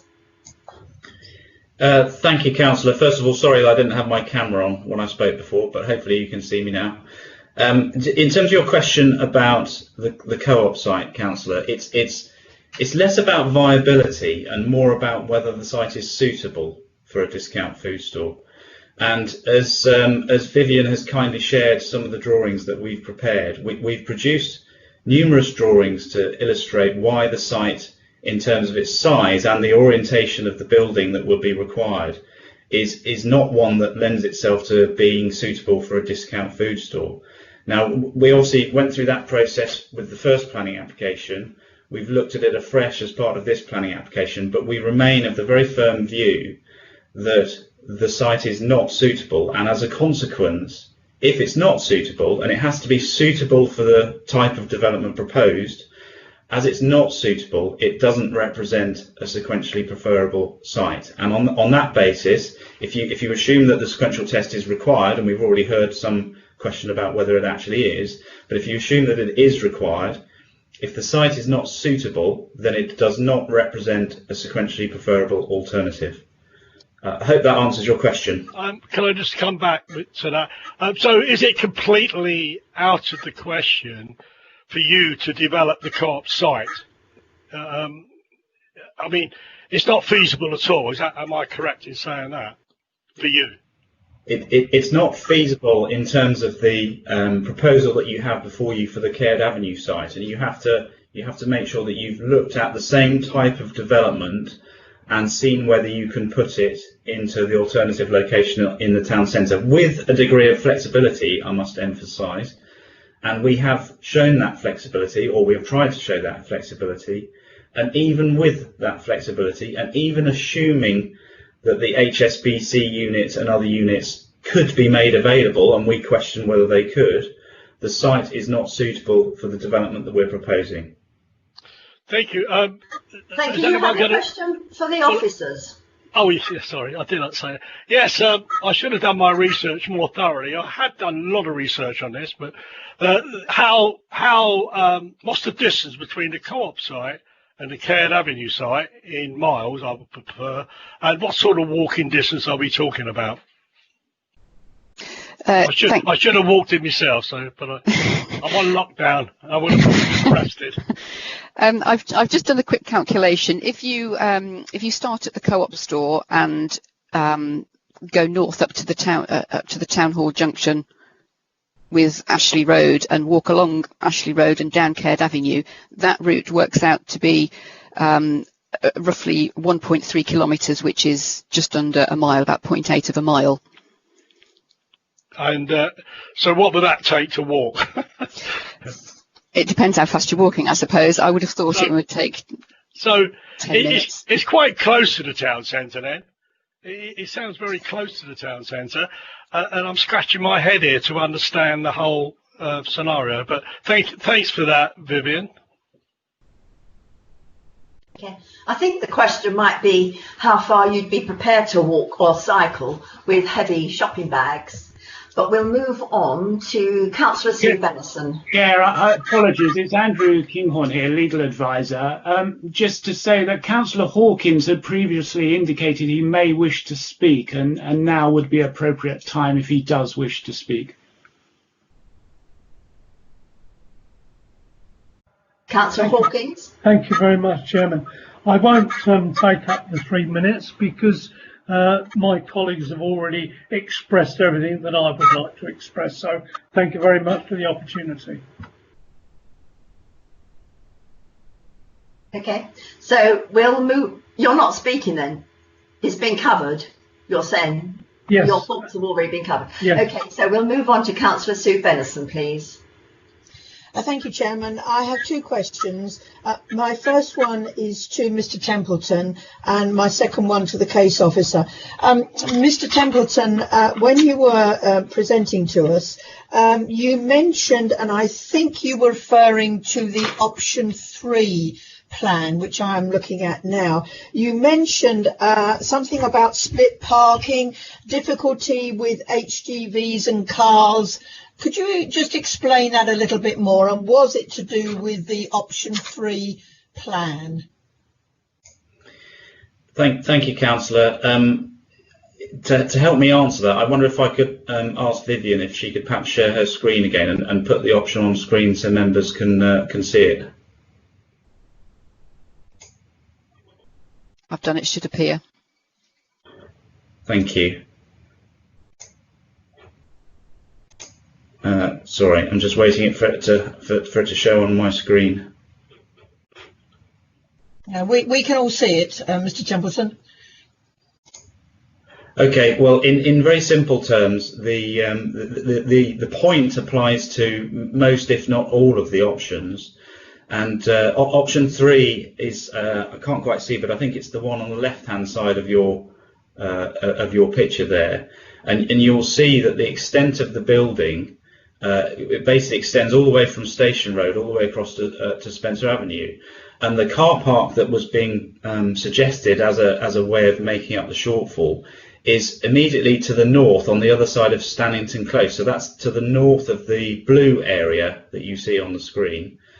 And the blue area is the Aldi stores, or the potential Aldi stores service yard, where the delivery vehicle would deliver goods to the store. So you would have a car park to the south, immediately adjacent to the store entrance, but then you would have a split car park to the north, and any shoppers wishing to use that car park would necessarily have to navigate all the way around the edge of the site, past the service yard, across Stannington Close, and into the pay and display car park, council owned car park to the north. So that's what I mean about a split car parking provision. No food store operator would really want to have that split parking provision. It would disadvantage customers who were able to park on the Aldi site, it would disadvantage customers who are not able to park on the Aldi site. And quite honestly, we would not expect shoppers to wish to use that, and they certainly wouldn't want to trolley their the goods that they've bought across past the service yard, over Stannington Close to their car, and then have to return their trolley back to the Aldi car park. Hopefully that answers your point. Your point. Yes, it does, because I thought the what you were saying was to do with the access of the HGVs, but it's more to do with the access of the public. So are you saying that the car parking spaces that are on the site, and I don't know how many are there, that those are not sufficient for your needs, and that you would have more parking spaces for the public on the Cairn Avenue site? Is that what you're saying? That's absolutely correct. The amount of car parking spaces that could be provided within the Aldi car park is below the requirement that Aldi would have, and we've done some what's called car park accumulation analysis to demonstrate that point, and that was part of the planning application. So that the level of parking that we potentially would be able to provide, the maximum, is quite a bit below what would be required in terms of expected usage by customers. Okay, thank you for that, Mr. Templeton. My second question is to the case officer, and this was with regard to the position of the building itself on the Cairn Avenue site. I remember looking at this the previous time it came before us, and my concern was that there wasn't sufficient screening, or space for that matter, of the building itself from the adjoining what will be housing site. My question is, I think you've mentioned that there is a line of vegetation, line of landscaping now. Is that over and above what was on the previous application? So in other words, is there more of it? Is it wider? Thank you, Councillor Bennison. Yes, it is wider, and hopefully you can see the landscaping plan which I've put up on my monitor, which yes, indicates a hedgerow along the eastern boundary here, interspersed with trees, which eventually will provide a screen. I would also point out, I don't have a comparison drawing between the two sites, or the allocated housing site, but if I just go to the overhead aerial photograph, the site area in comparison to the site covered by our policy is quite small, and the housing designation policy doesn't start until some distance to the east of this site, which is indicated right on the right hand side of this site. I think the boundary where the car park area stops, I think that could possibly be the boundary to the NM5 allocation within which this site is situated. NM6 housing allocation is to the east of this line, which I'm marking now. So there is some distance between the two. So that begs the question, if I may, what happens to the bit in between? Well, what is planned for it? That's still in the ownership and management of New Milton Sand and Ballast, and I've not been. I don't know of any plans they have for the immediate future in that respect. Okay, thank you. Thank you for that. That's much clearer for me. Thank you. Thanks. Thank you, Chairman. Thank you. Councillor Anne Sevier, to the officers, please. Yes, thank you, Madam Chairman. It was actually on the difficulties with HGVs. I wondered if our case officer could give a view on which would be better, because some of the HGVs delivering now are extremely large, and could the case officer give a view on which site, whether the High Street or this site, which is up at the moment, would be better for HGVs? Thank you, Madam Chairman. Whilst I'm not the expert in HGVs and deliveries and so on, I've been advised by the Highway Authority that option 3 that has been put forward by Oldies, as well as the site for consideration today, are both acceptable in terms of the servicing provisions. Thank you. Does that answer your question? Yeah, I was just about to say thank you for that. I just wanted to try and get that bit clear in my mind. Thank you. Councillor Maureen Holding.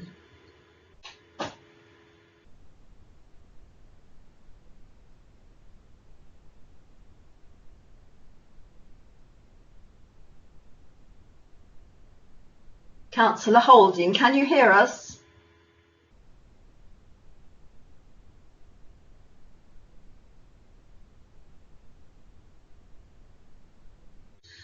I think I'll have to come back to Councillor Holding. Can I go to Councillor Kangarani? Yes, thank you, Chairman.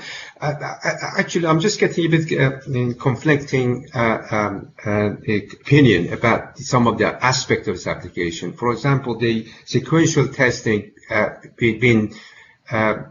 some are saying that it doesn't apply, and officer says apply. I just need to have a little clarification on that. Who is right? And then also, my second question is about to Greg Davis, I think the owner of the co-op land. I just wondered, they have any other plan if the Lidl doesn't come and occupy the place, the Aldi, that means? Why they are insisting that the Aldi has to come in? I mean, why did you use the land for something else? Thank you. Councillor Kangarani, I don't think we can ask that question. This application isn't dependent on what they might or might not do in the future. Okay. We'll have the first question then, please. Yeah, just one more. So many times has been referred to residential association. Can somebody say the number of the people are a member of the association? There are some places that are 2 or 3 people, or actually there are hundreds of people. Thank you. I think I can answer that one. There's, I think, about 3,000 people that belong to the residential association. My understanding is that less than half voted, and we do know that those who did vote, there were more in favour than there were of objections. But this represents a town of 26,000 people. So what was the other question that you had for somebody? I think the question was to the officer regarding sequential testing. Okay, back to the officer, please. I'll come in on that, and Viv might want to add something further. You know, the approach the planning authority has taken is that the sequential test does apply. We've heard a view from the town council about whether or not, in planning terms, sequential tests should apply.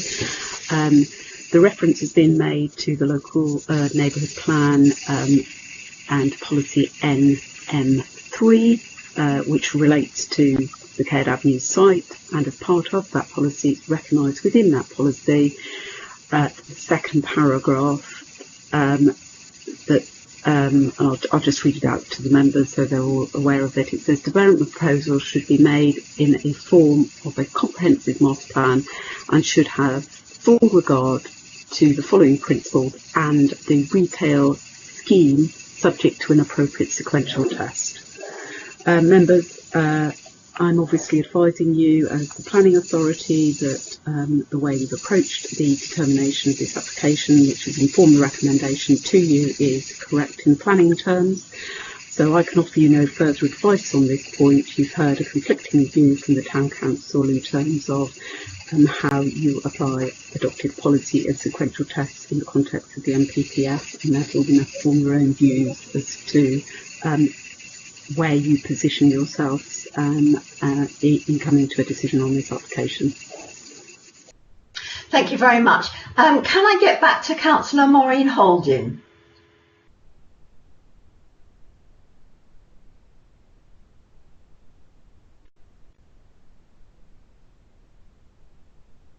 No. Can we confirm Democratic Services? Have we lost her? It looks like she's still in the meeting and that her microphone is no longer muted, but obviously we can't hear her.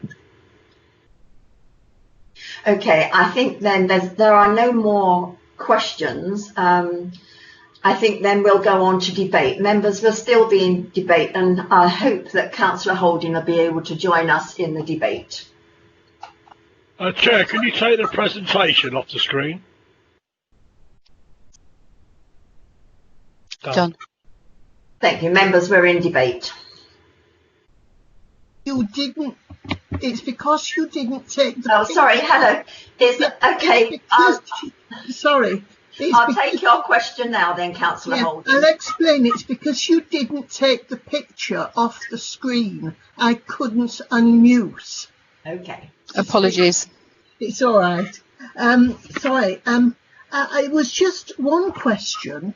Where did, and I don't mind whether it's officers or Mr. Templeton answers it, where did this idea of the corpse store come from? Who was it that suggested it? Was it our officers? Was it the town council? Or did Aldi put it forward themselves? Because I think this is quite important. With proposals of this nature, which are traditionally town centre proposals, we have to look at alternative sites, what are known as sequentially preferable sites in a town centre location. Now, in the local plan, there are various sites which are up for or could be redeveloped within the New Milton Town Centre, and the supporting information for this application does go through those in some detail and advises whether or not they think they're suitable in terms of the size, the location, and that sort of thing, and how quickly they could achieve purchase of that site and so on. The only one that was considered suitable from both our point of view and the Aldi point of view, and in fact our consultants, was the Spencer Road Station Road site, which is why that has been put forward as an alternative. So that's why we're looking at that particular site and nothing else. Thank you, Vivian, that's helpful. Thank you. Members, we can now go to debate.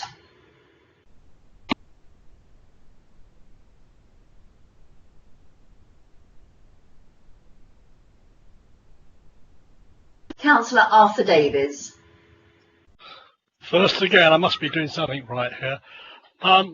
First of all, I quite like this application, and I've been thinking why you would refuse this application. If it was in my neck of the woods and a suitable site, it would be open. We would be there with open arms. But anyway, I shouldn't really say that. No, I like the beginning with the eminent councillors giving really good reasons. Some of the things I had jotted down on my paperwork, and I thought they summed it all up very well. They represent the town, and they give some really good reasons why they wish to not refuse this application. In my view, it hasn't been demonstrated properly that the co-op site is suitable. You know, how can you tell a major retailer that no, you can't go there, you're going to go there, and they say, oh well, it's not big enough. It doesn't matter, you can do this and you can do that. It seems a bit crazy to me. They give really good reasons why they feel that the cared site, the cared avenue site is preferable. Also, everyone seems to support this. I've been looking at all the supporters. There's all the consultees, no objections from them. We've had from the mayor and the eminent council, as I said, 50 supporters on the paperwork, and the association that you Chair, you suggested got a majority of people who want it. So it sounds to me that New Milton want this in the town, and I think it'd be a shame if we refuse this. I think I like this scheme. I think it's a really good thought out scheme, and I quite like it. I wouldn't vote against it. I wouldn't refuse it, I don't think. Anyway, I'm talking too much. Thank you very much. Can we get back to Councillor Maureen Holding?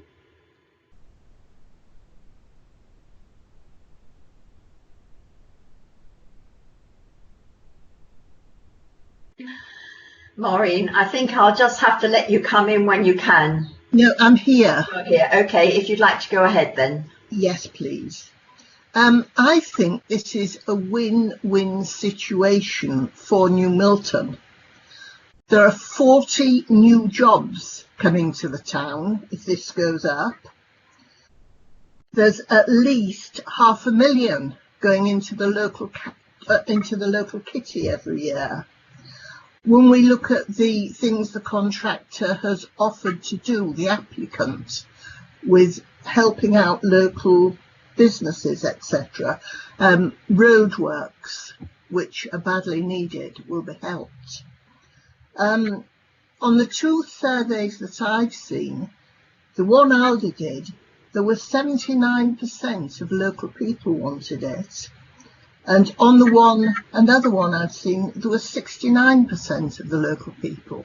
And it seems all the time that there's far more local people want it than don't.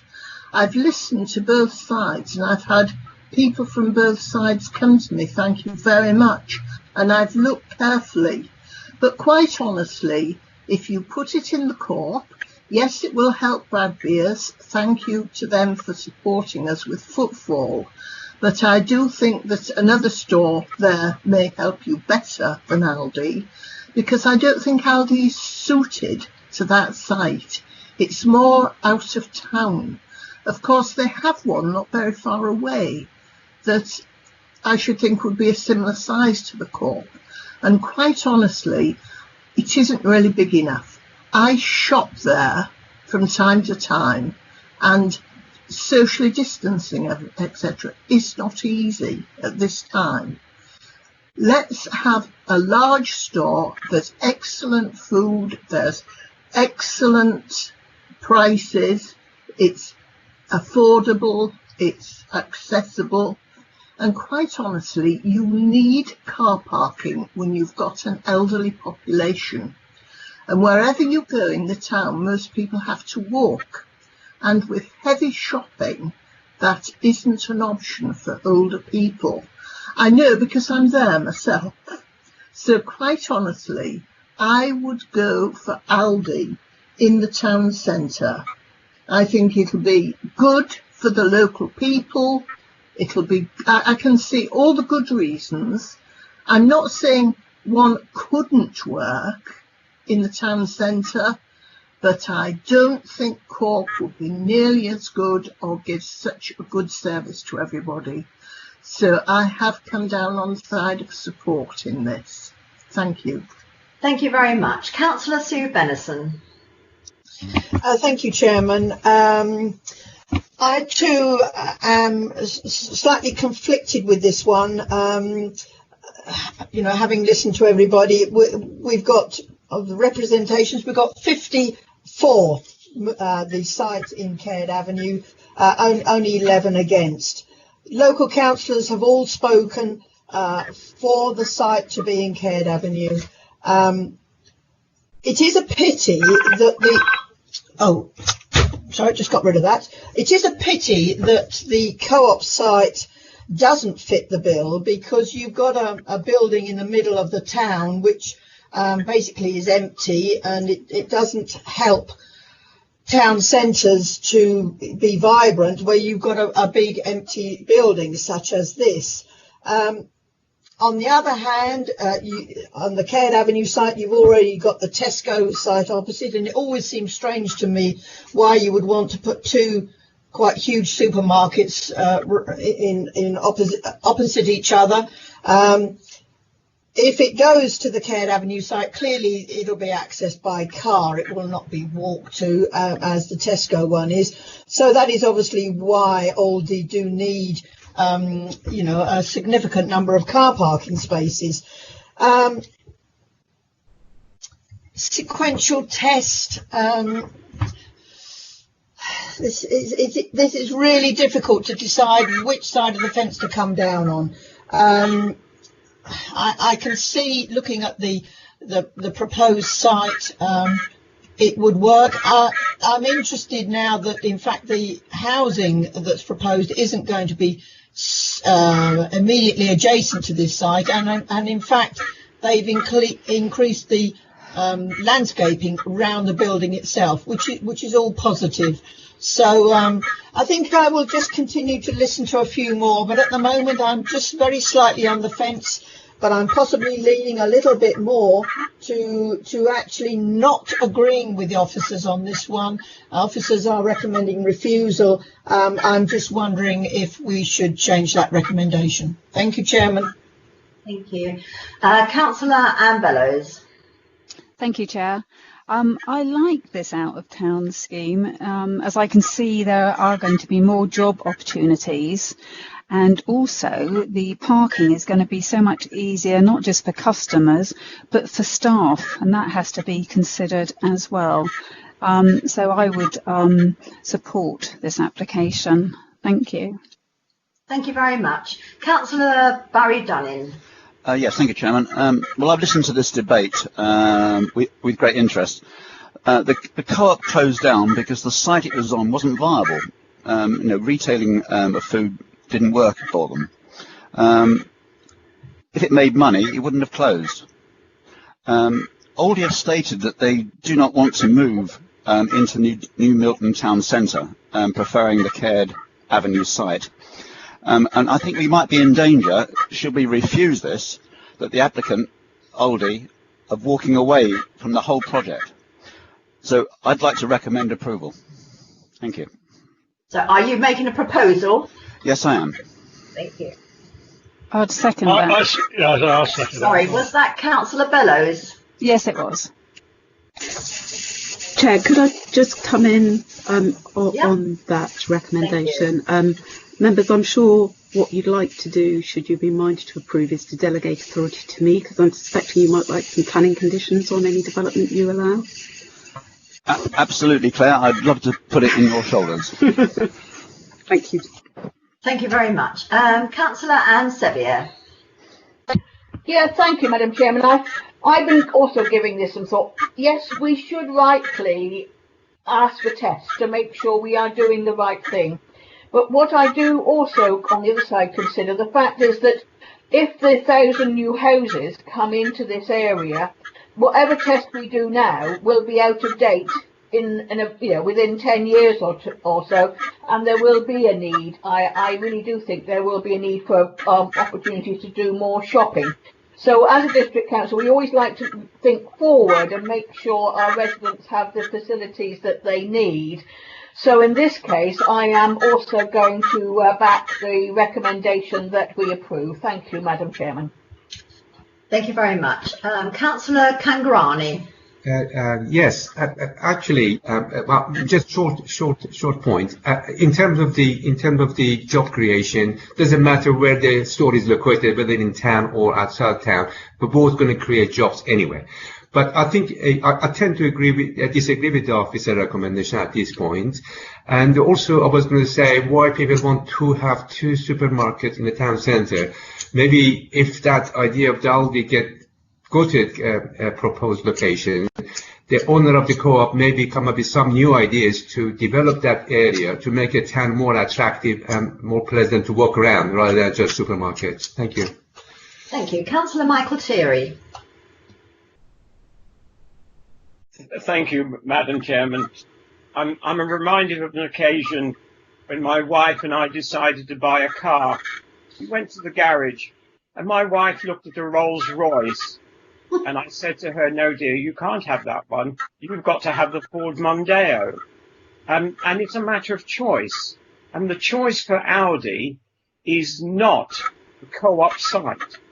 Their choice is elsewhere. And I do believe that they have provided us with very, very firm, positive reasons why the co-op site is unacceptable to them. I have a concern over the sequential tests. And I believe that in one aspect, it is unsafe and is unsound. And that's because of the lease arrangement which is referred to. Bradbeers have provided a copy of a lease agreement for adjacent units that appears to confirm to vacant possession achieved within 12 months. It only appears. There is no certainty in that particular statement. And I have some concerns that we would be, were we to grant this application, to tie the hands of Aldi to a situation lease-wise of which they are at this particular moment of time. And so for that reason, in my view, sequential tests fail because there is no positive point. There's no positive outcome for the vacant possession. Is only a surmise as it appears. I will be supporting this application. I do believe that the residents of New Milton have spoken loud, and I have been impressed by the contribution of district councillors in respect of this application. I find it almost impossible to find grounds to refuse it. Thank you very much. Members, it looks like we've come to the end of the debate. There are no more names up on there. So we have a proposal to grant this, and that was proposed by Councillor Dunning and seconded for Councillor Bellows. So we will now go, before we go to the vote, I need to come back to all the speakers. You have a minute each. So can we first come to Dan Templeton? You have 1 minute. Thank you, Chairman, and thank you very much, members. I think that's been a very well-informed debate, and I think you've covered a number of the issues that obviously I have tried to convey to you this morning as well. The application has been tested thoroughly. The alternative site in the town centre has been tested thoroughly. It is Aldi's firm view that that site is not suitable. On that basis, we say to you that the sequential test is passed. If you agree with me, then you're quite entitled to take a view different from that recommended by your officers, and you'd be quite entitled to grant planning permission, and I would definitely invite you to do that. Thank you.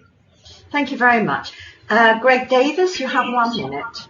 Yeah, thank you. Thank you very much. Yeah, I'm quite surprised by what some of the councillors have been saying. They really seem to be supporting an out-of-town application against supporting the town centre, which in time of a pandemic is absolutely crucial.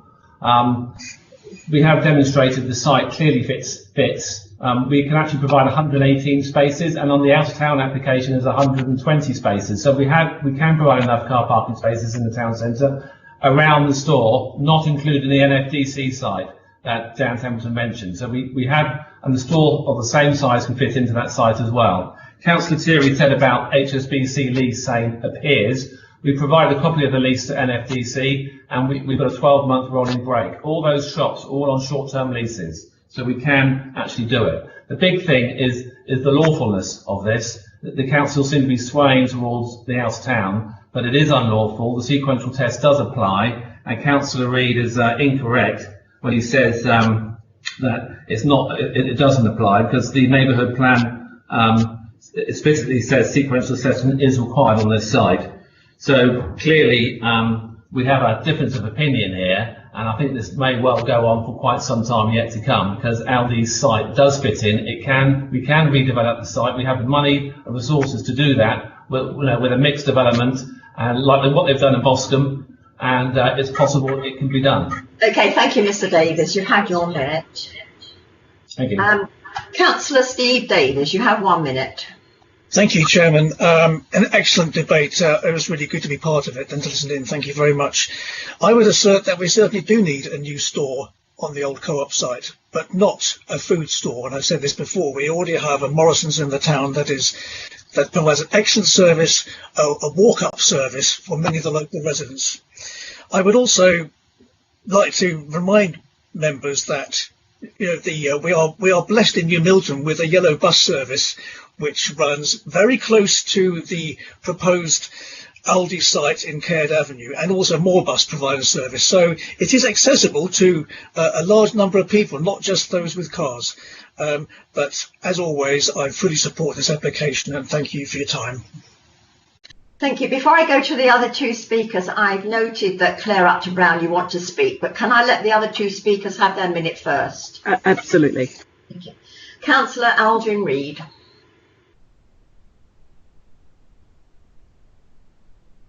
Thank you, Madam Chairman. Yes, in summary, the residents of New Milton overwhelmingly want this application to go ahead on Caird Avenue. The Town Council, in our planning meeting, voted unanimously to support this application.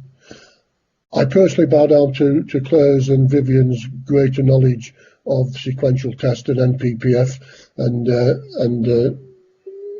and recognise their expertise. This application is in accordance with policy NM3 for the neighbourhood plan.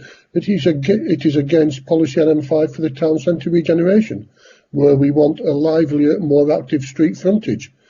A superstore, the style of Aldi that's shown in the drawing, does not meet policy and M5 of the Nedman. So thank you for an excellent debate, and I look forward to a vote to support this application. Thank you. Thank you, Councillor Reid. Can I go to Councillor Jeff Blunden, please? Yes, thank you, Chairman. I think my other colleagues have well and truly covered the points. An excellent debate. I think the bottom line for me on this is the co-op site is not suitable for Aldi, and I agree, actually, it is not suitable for a large food store in that location. I hope members will support this application. Thank you, Chairman. Thank you. Members, before we... Oh, sorry, can I come back into Claire? Thank you. Just before you vote, I just wanted to confirm to you that members, the resolution to approve. The reason for approval is that in the committee's view, the sequential test has been met and that there isn't a preferable site available in the town centre. And you are therefore voting to delegate authority to the Chief Planning Officer to grant, subject to conditions, but also subject to a Section 106 to collect the contributions around highway improvements. Thank you, Chair. Thank you.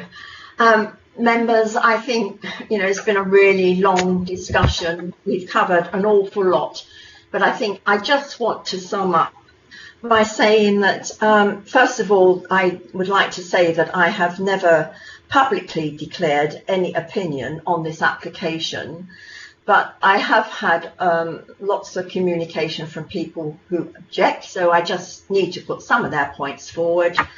And the reasons for their objections, which they feel are very valid, are traffic management on the A337 as well as Caird Avenue. If we're looking for conditions, is there any way that we condition a no right turn into the site if this application is accepted? Another concerns are 3 out of town supermarkets. Is this excessive? And a lot of concern about the impact on the smaller shops in the town, which people feel have really supported us during this pandemic. But at the end of the day, does this application meet the sequential test? And this, members, is what you have to decide. So we will now go to the vote. So this is to grant the application proposed by Councillor Dunning and seconded by Councillor Bellows. Can we have a registered vote, please? Democratic Services, did you hear that? Yep, we can have a recorded vote in the minutes, that's fine. Okay, thank you. Councillor Anne Bellows. 4. Councillor Sue Bennison. 4. Councillor Hilary Brand. 4. Councillor Kate Crizell. 4. Councillor Arthur Davies. 4. Councillor Barry Dunning. 4. Councillor David Hawkins. Sorry, Chair, I'm not voting. You're not voting, no. Councillor Maureen Holding. 4. Councillor Christine Hopkins. 4. Councillor Kangarani. 4. Councillor Joe Riley. 4. Councillor Tony Ring. 4. Councillor Anne Sevier. 4. Councillor Michael Thierry. 4. Councillor Beverly Thorne. 4. I think that's unanimous, and I will abstain on this one. Can you confirm the result, please? Hello, I've got 14 votes for and 1 abstention. So that carries the motion to grant. Thank you very much. Thank you everybody that's attended this meeting, a very important meeting for the town, and I wish success to Aldi Store. Thank you. Thank you, Chair. I'm going to adjourn for, I think, if we can come back at 12:15. Members, I am now adjourning. Thank you.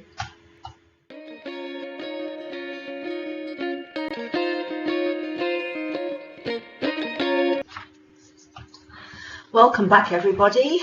We will now commence the meeting with the next application, which is Hubert Lodge, 2 South Street, application number 20-10770. And you can find that on page 21 to 28 in your agenda. And the presentation is going to be given by Judith Garrity. If you'd like to go ahead, please. Thank you, Chairman. Just one further update before I do my presentation. We had 2 emails yesterday afternoon advising the signs were being brought onto the site, and I think one of the speakers may refer to these in their presentation. But I'll run through my presentation now. This application relates to Hubert Lodge.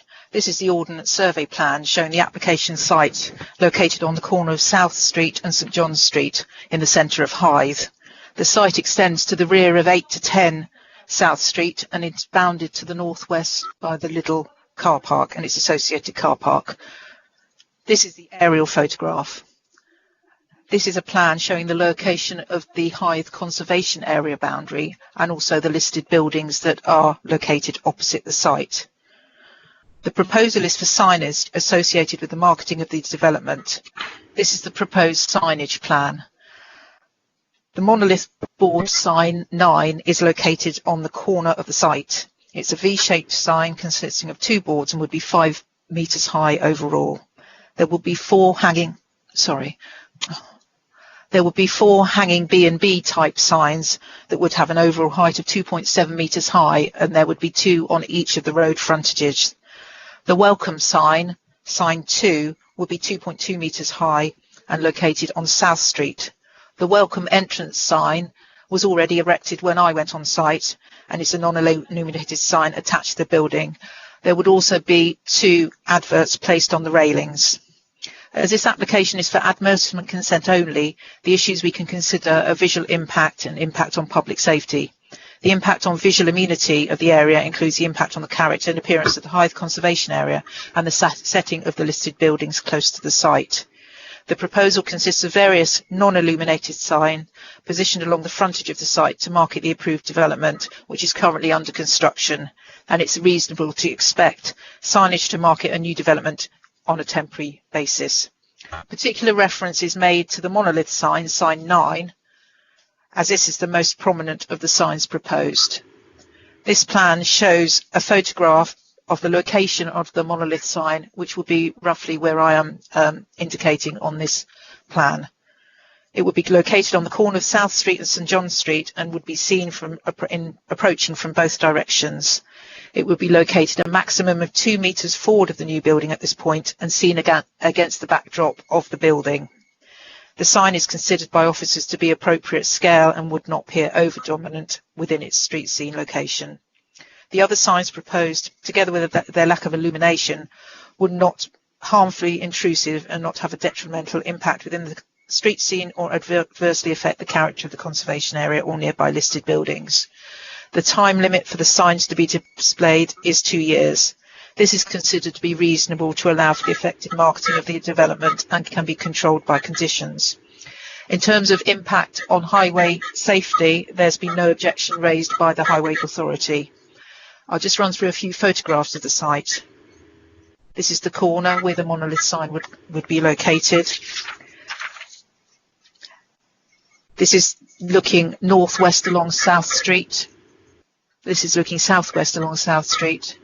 This is from the opposite corner on Shore Road. This is from St John's Street. The recommendation is to grant advertisement consent for a 2-year period, and that's the end of my presentation. Thank you. Thank you very much. Before I go to the speakers, did we have, I don't think we had any interest on this one, did we? I don't think so. I just wanted clarification. No, I'm sure we didn't have. Okay, we'll go to the speakers. We have 2 public speakers. So can I first go to Laura Baker, the agent, and you have 3 minutes to speak. If you'd like to go ahead, please. Good afternoon. Thank you for listening to me today. The application before you this morning is for the sales advertisements for the applicant's recently constructed Hubert Lodge.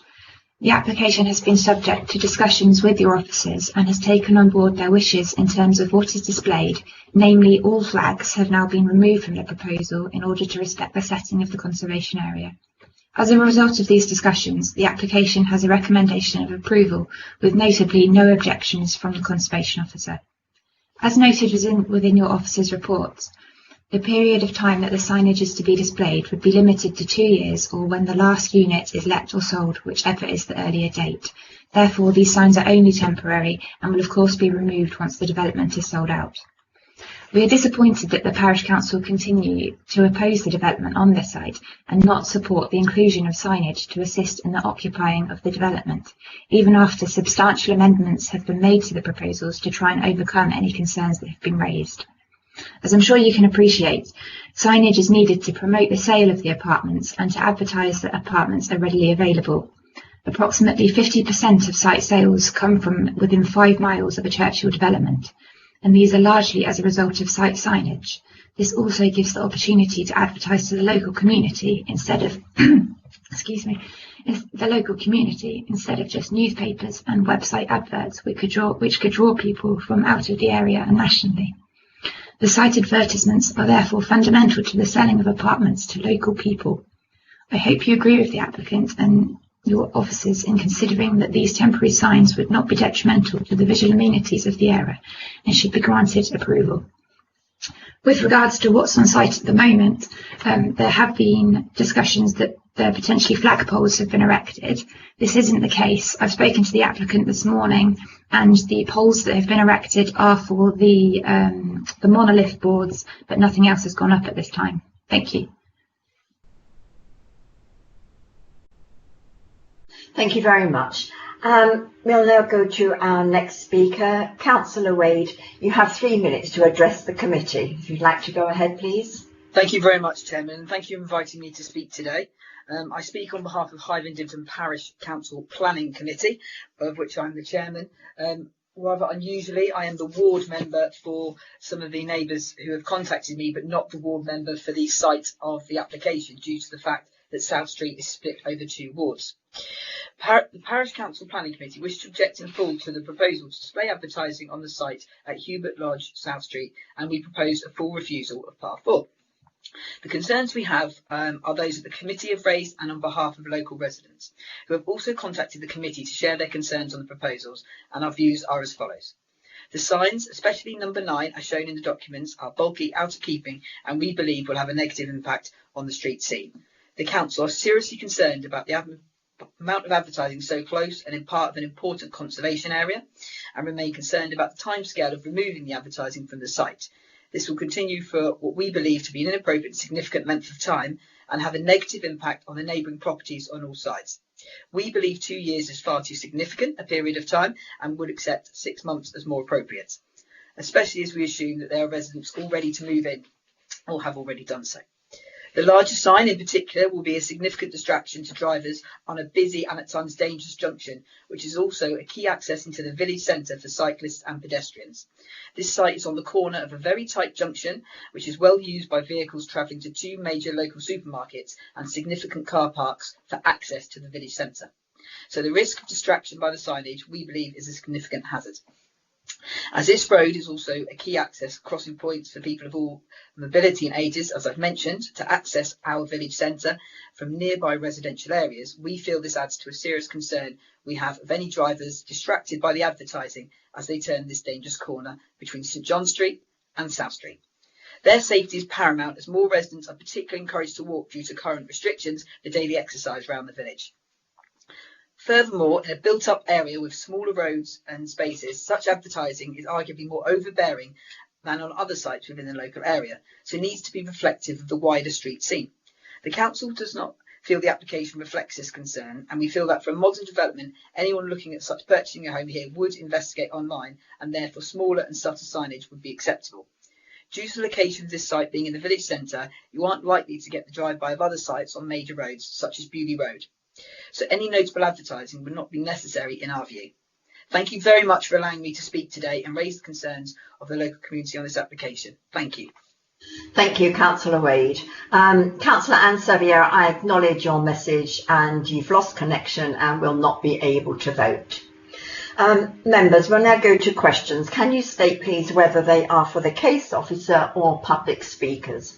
So questions, please.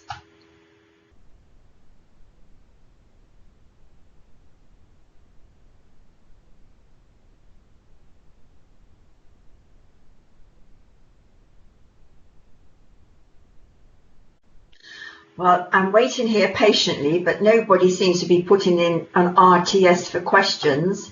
So members, do we wish to go to debate? Chairman, I've just quickly put in an RTS. Are we not going to hear from the agent? Yes, we did hear from Laura. We heard from Laura Baker.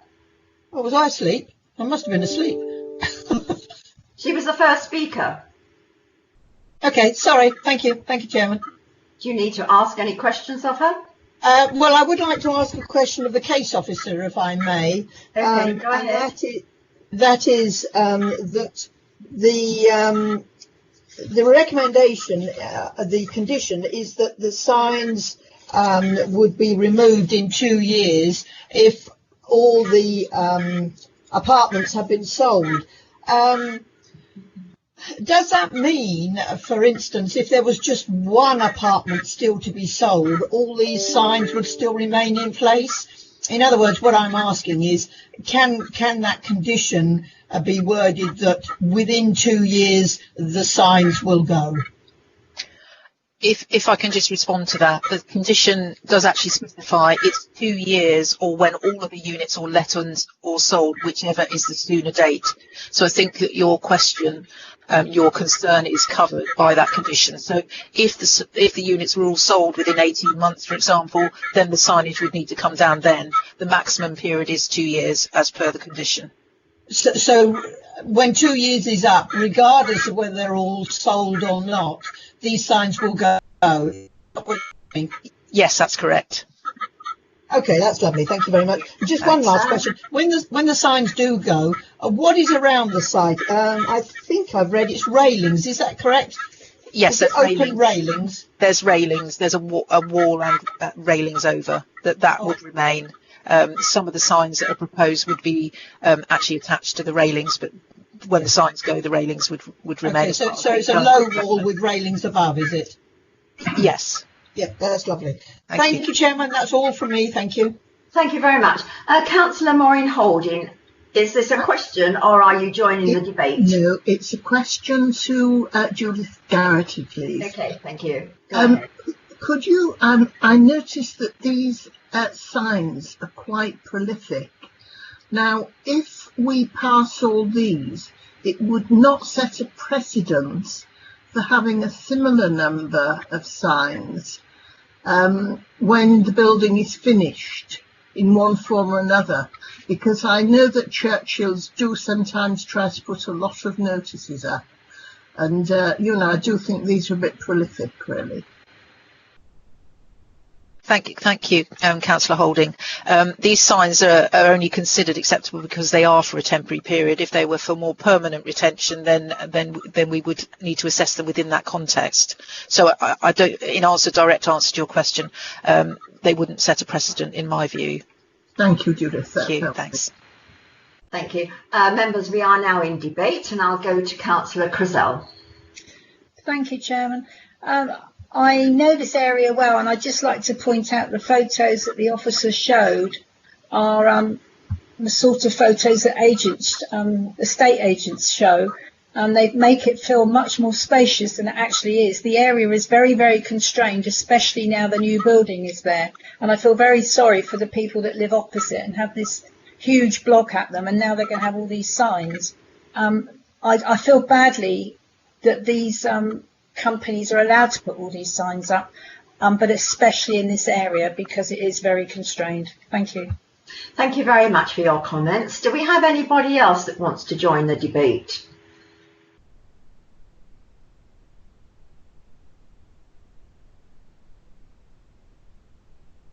Councillor Maureen Holding again. Yes, I would tend to agree with Councillor Grisell.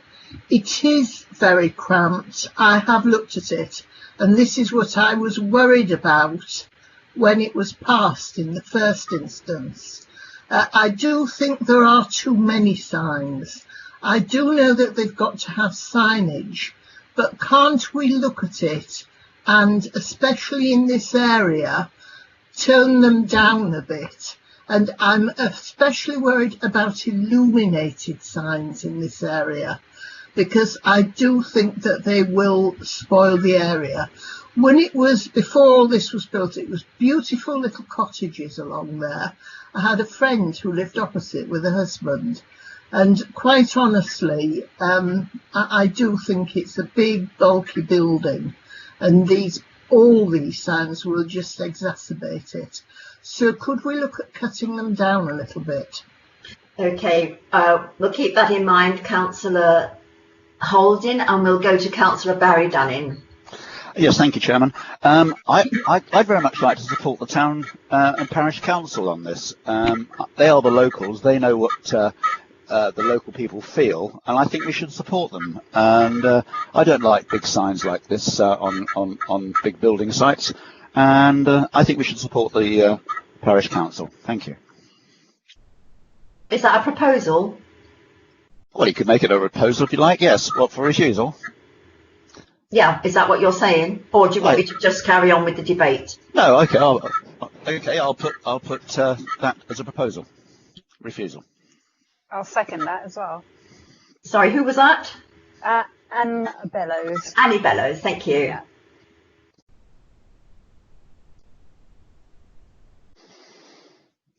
Thank you. Okay, come back now, please, to Sue Bennison, Councillor Sue Bennison. Thank you, Chairman. I'm looking at the picture of this hoarding that's all the way around. I'm assuming that since there's building work still going on, this site is not completed, that there is a safety aspect to this, I'll call it hoarding, whether it's got adverts on it or not. That this hoarding should be in place, otherwise we could have all sorts of building materials spilling out onto the road. I think the condition is correct, as long as these adverts don't stay there, and eventually when the building work is done, these hoardings will be removed, and so will the adverts. None of them are illuminated. I don't have a problem with this. I will vote in the officer's recommendation. Thank you, Chairman. Thank you very much. Councillor David Hawkins. Thank you, Chairman. From my view, it's an over proliferation of adverts, and it's not needed. I mean, it's got a skirt around the building for safety's sake. I think they've got enough advertising on that, and I will therefore be voting with the parish council. Thank you. I'll just give you a few seconds if there's anybody else who wants to bring their name up there.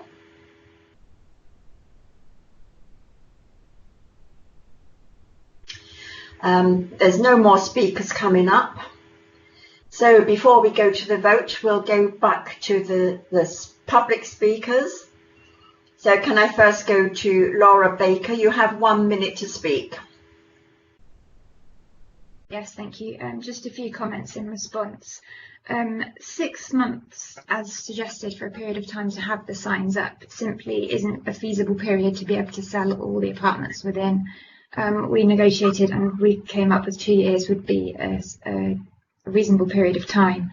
In terms of the highway safety, there's no objection from the Hampshire Highways with regards to highway safety. They consider they're acceptable. There's no objection from the conservation officer either in terms of the impact on the area of the signage. None of the signs are illuminated. I think someone referred to them being illuminated. None of the signs are illuminated. With regards to the hoarding, that will obviously be coming down, and these signs will be going up in its place, so you won't have both aspects at the same time. That's all really I have to add. Thank you very much. Can I go to Councillor Wade? You have 1 minute. Thank you very much, and thank you very much, panel, for the debate. It's just very, very quickly to say that when you're a parish council planning committee, you trust, you represent the residents you live in, and you live in the community and you see it every day. So sometimes you can have views that challenge either the conservation experts or the highways experts as you see it day in, day out. And that's what we're trying to represent in our views today, and indeed the residents who've lived opposite and next door to this site for quite some time. That's all I have to say. And thank you for your debate today. Thank you very much. Members, we'll go to the vote. Before we do, we've had connection problems with Councillor Sevier, so you won't be voting. I trust that everybody else has had all their connections. So we have a proposal before us, but from Councillor Dunning. I think Claire wants to speak, I think. Sorry. Yeah, Christine. I didn't see that. Apologies, I just need to understand a little bit more the reasons for refusal. Yeah, I was going to ask that, yeah. Oh, sorry. Okay. Do you want to give those reasons, please? That's me, isn't it? Right. Okay. I think that the proposal will have a negative effect on the street scene.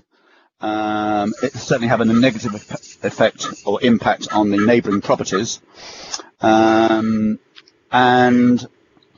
I think it reflects the feelings of the town council.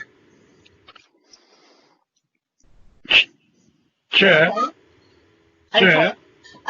Do you have anything new to say, Councillor Davies? Well, yeah, I think so. Chair, just want to be clear. Is it Laura? What's her name? Laura Baker.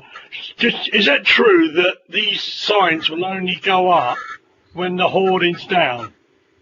I just wanted to make that clear. There was a mention about the signs will not go up until the hoardings are down, which makes a bit of a difference on the street scene.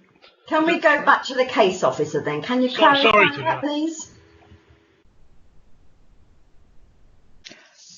Thank you, Chairman. Yes, that's my understanding, that they would come down because the development will have progressed, ready for sale. I would just note that a couple of the photographs in the presentation were taken earlier in the construction process, because they were better photographs than the ones I took more recently.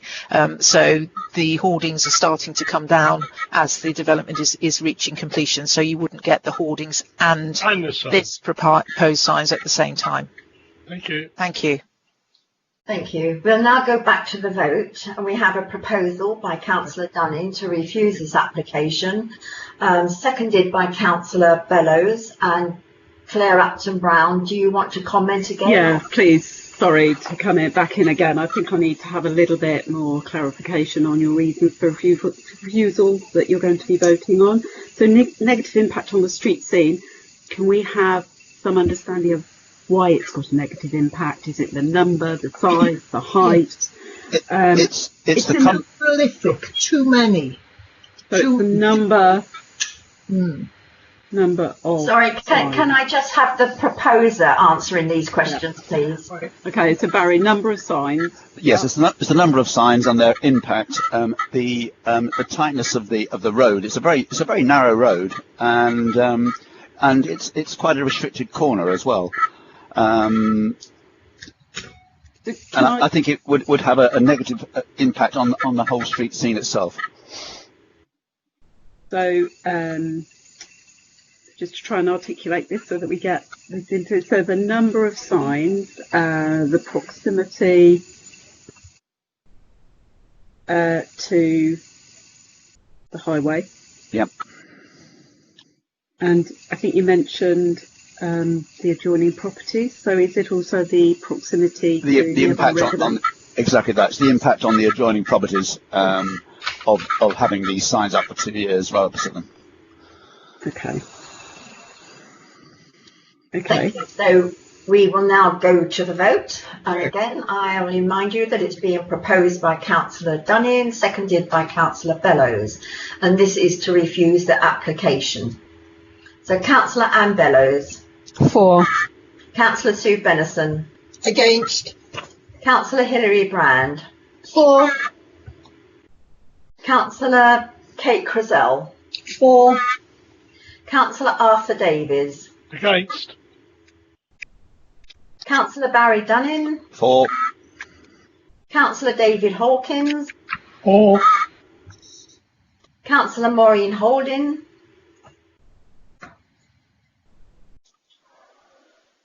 Councillor Holding. Against. Councillor Christine Hopkins. For. Councillor Kangarani.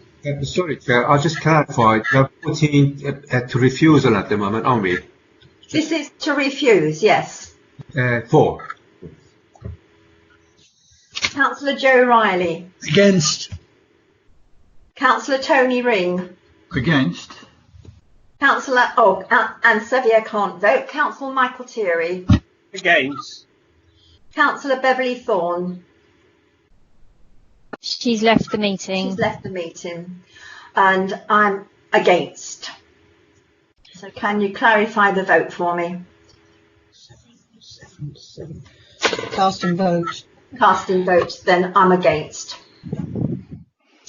So we need to go back to the original recommendation, which is to grant.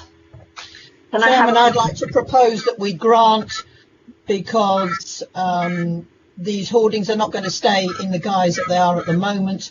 The new signs presumably will have gaps in between. They won't be one continuous line. We will be able to see the railings and the brickwork. So I propose we accept the officer's recommendation, and that the signs are non-illuminated and will definitely be down within 2 years. Chair, can I just say that we don't put the signs up until the hoardings are down? Yeah, can I just have a seconder, please? I'll second that if I may, Chair. Sorry, Ring. Councillor Ring. Thank you. Yes. Yes, and Chairman, if we could add that point that Arthur has just made, that the new signs don't go up until the existing hoardings come down. I'm sure that's been noted. Thank you. Chair, can I just add a comment here, if I may, please? Does the sign goes, if the plan is approved today, the 2 years they start from today, or when that 2 years going to start from? I think it might be just maybe, yes. Can we clarify that? I think we've covered all the issues, Councillor Kangarani, and I think that question has been answered already. So we will go to the vote now, and this is to approve, to grant consent, which has been proposed by Councillor Benison and seconded by Councillor Ring. So to grant, do we have votes from Councillor Anne Bellows? For. Councillor Sue Benison? For. Councillor Hilary Brand? Against. Councillor Kate Crizell? Against. Councillor Arthur Davies? For. Councillor Barry Dunning? Strongly against. Councillor David Hawkins? Against. Councillor Holding? Against. Councillor Christine Hopkins? Against. Councillor Kangarani? Against. Councillor Joe Riley? For. Councillor Tony Ring? For. Councillor Anne Sevier can't vote. Councillor Michael Thierry? For. Councillor Beverly Thorne is not with us, and my vote is for.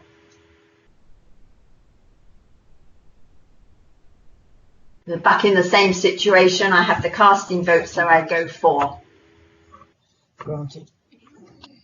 Yes, I can confirm 7 votes for, 7 votes against. So with your casting votes, that carries the motion to approve.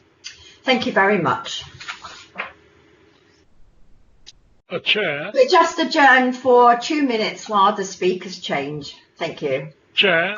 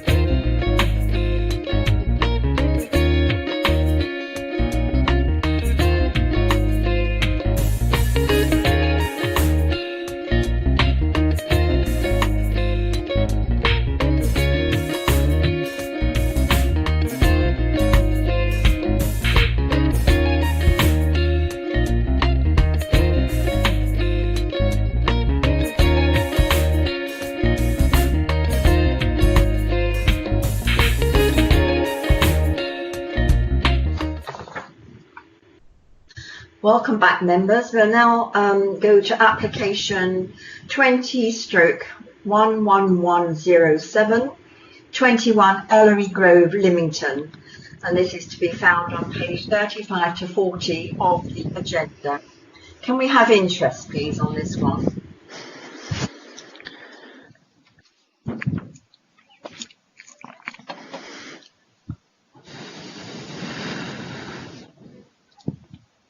I'm not sure. Did we have any interest from Councillor Dunning on this?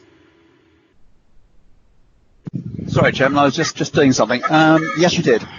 Okay, Yeah. so you're declaring an interest on this one, okay? I certainly Can you am. just confirm the reason for your interest, please? Member of the Lymington and Pennington Town Council, but not on the planning. Thank you. We'll now go over to the case officer, Julie Parry, for the presentation. Thank you. Thank you, Madam Chairman. I'll just share my presentation.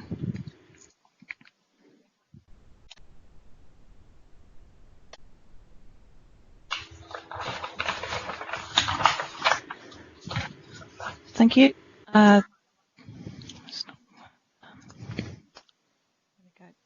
This is a location plan.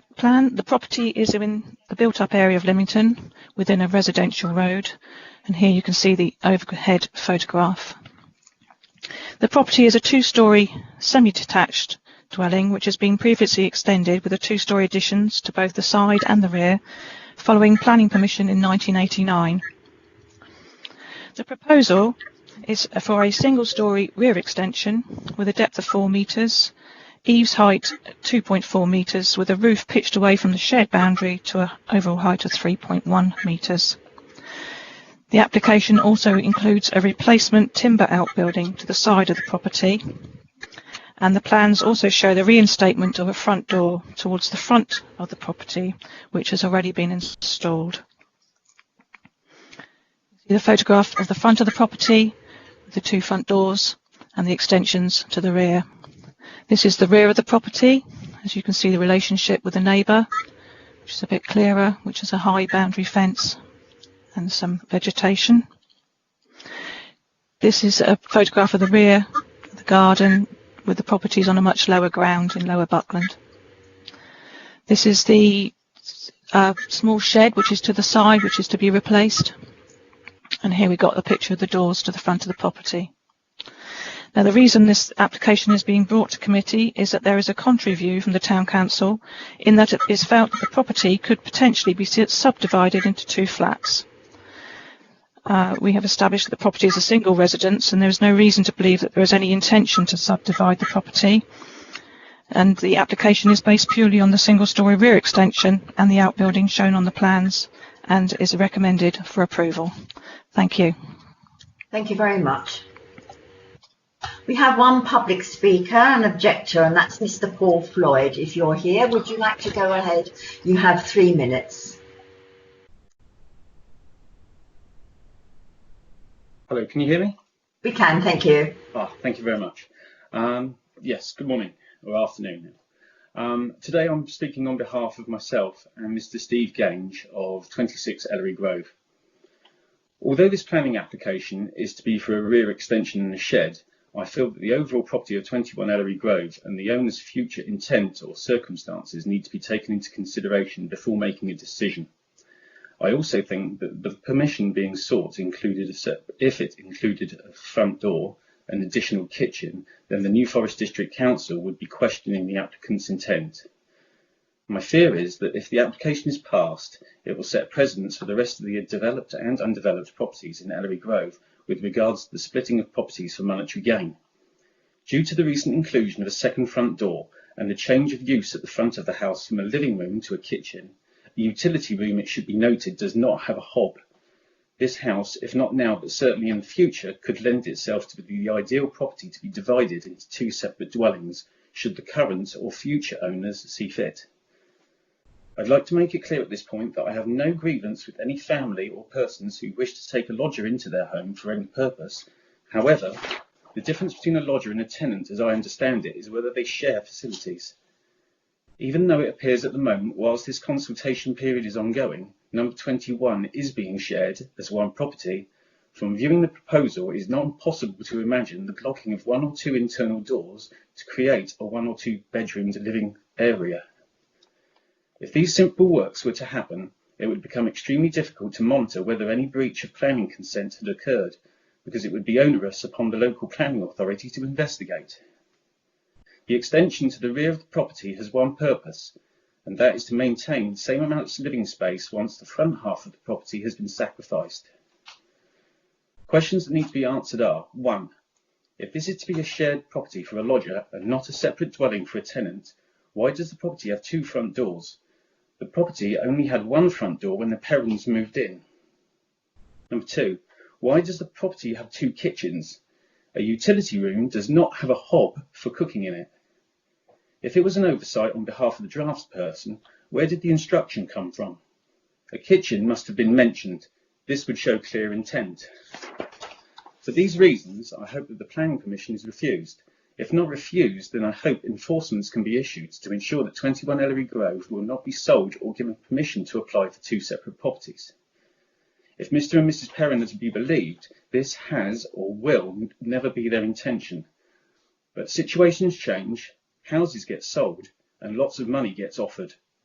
I would like to ensure, not only for my own family's future, but for the future potential of overdevelopment of residential areas in Lymington and its surrounding areas, that this doesn't happen. Thank you for your time.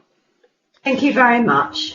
Members, we'll now go to questions for Mr. Floyd or for the officer.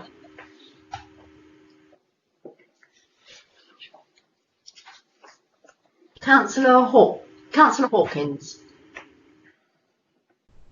Yes, I'd like to ask the officer how she comes down to the opposite decision to the town council, to say that to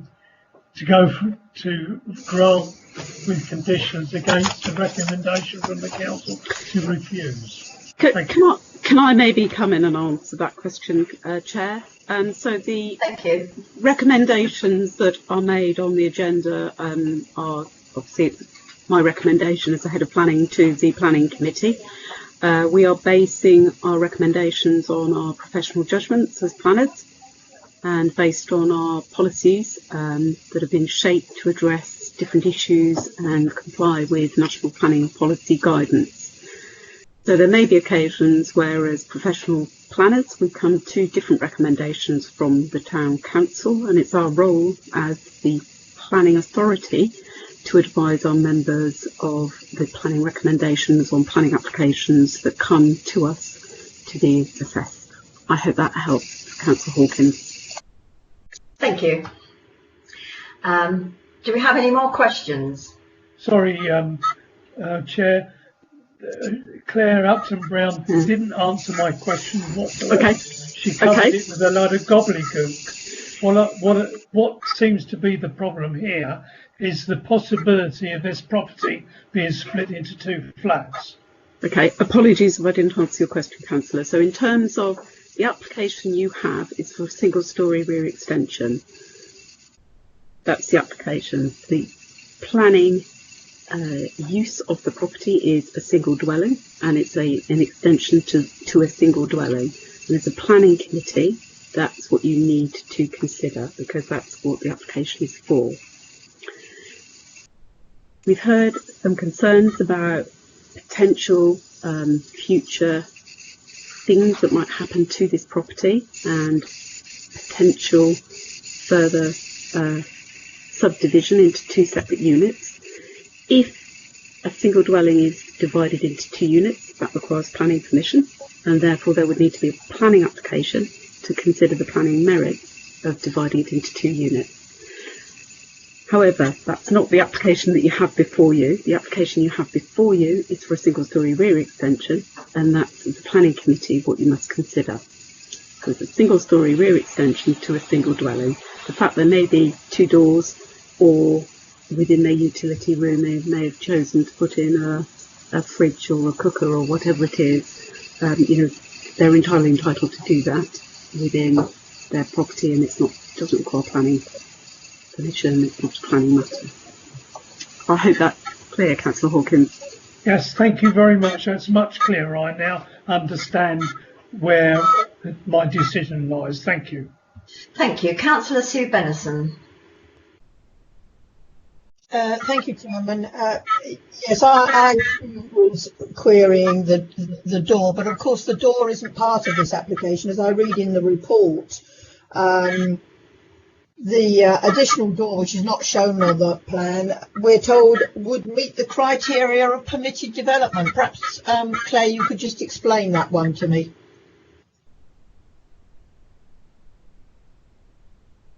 Claire, would you like? Sorry. Yes, as a property owner, you are able to carry out quite a lot of things that don't require permission. So you can add doors and windows, you can rearrange your internal layout, you could have, if you chose to, 5 staircases, 3 kitchens and 1 bedroom. None of those things require planning permission. Okay, thank you for that. Thank you. Do we have any more questions? Councillor Kangarani. I think I'll just object to Claire's comment regarding anybody they can put window and door wherever they want. I don't think that's quite true, because I can put a window looking into my next door house. I think that's not allowed. Is that correct, Claire? Thank you. Do you want to comment on that again, Claire? Yeah, but there are certain criteria around windows in terms of overall height and so forth, but as a property owner you can carry out a significant number of alterations without the need for planning permission, and I don't think it's probably appropriate within this meeting to go into the finer detail of this. It's a window of this size, it would or wouldn't require permission. The principle is there. I hope that helps the committee. Thank you very much, Claire. Councillor Bennison. Sorry, Chairman, one more question does occur to me. I guess because this application is just about a single-storey rear extension and the shed, we are not able to ask for a condition that this one-bedroomed bit at the front forever remains part of the original dwelling. I guess we can't do that, can we? No, because effectively you'd be putting on a condition for something that requires planning permission in its own right. So okay. Okay. Yeah. Councillor Dunning. Yes, a question for actually for Claire Upton Brown. Can I assume then that the objections from the parish council don't apply? They just you can't stop someone from having this application just due to your thoughts that they might turn it into a 2-bedroom flat or into a flat. Yeah, that's absolutely right. As a planning committee and as planning officers, we have to look at what is being applied for. We cannot speculate on something someone might do in the future that would require planning permission in its own right. Right, and that's what Yeah, we can speculate. We can't then use that to inform our recommendation or decision. Okay, and that is what the parish council have been doing, which is speculating. Absolutely, which they can do, but they can't use that as a reason to refuse an application for a single-storey rear extension. Got it. Thank you. Okay, thank you. I can't see any more questions, so members will go into debate. Okay, we're now in debate. Excuse me. Hello, I'm Mr. Floyd. I'm Mr. Floyd. No, sorry, you will get a chance to speak at the end. Okay. Thank you. Members, we are in debate.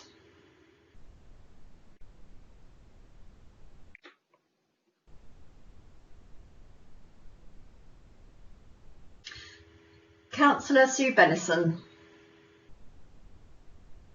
Thank you, Chairman. Well, much as I think none of us really like this one because of what we fear might happen, this is something that if it does happen, then enforcement action would have to roll out as long as, of course, officers are or the enforcement team is advised as such. So what we're looking at today is a single-storey rear extension with the replacement of the shed along the side. I can't see we have any alternative but to grant. Thank you, Chairman. Thank you. Councillor Anne Sevier. Yes, Madam Chairman, I'd like to propose that we accept the recommendation on the paper. Thank you. I don't know if I have a seconder. Do we have a seconder, please? I will second that. Councillor Riley. Councillor Riley, thank you. Councillor Kangarani. My question is, really the point I was trying to make is that having another bedroom means another residence. Do you think we're going to have more parking space issue in there, or there is no issue? It hasn't been mentioned whether they need a car parking for that. Thank you. I'm not sure that we know that they are going to have an extra bedroom. I don't think the question's relevant. Does anybody want to come in? Does the officer want to come in on this? I'll just come in. There's no additional parking requirement for the single-storey extension. Okay, thank you. Thank you. Councillor Dunning. Yes, I just wanted to agree with Councillor Bennison. I can't see any reason that we can refuse this on, so I think we should go to the vote. Okay, I've got one more then person that wants to speak, Councillor Holding, and then we'll go to the vote.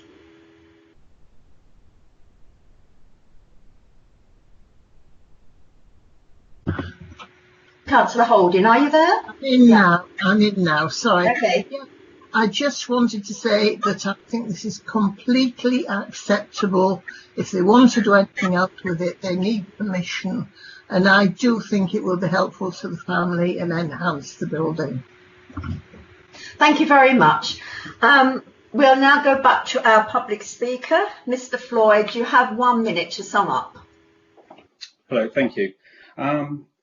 You haven't actually addressed the question that why on the plans it says a utility room, and yet there is a hob installed.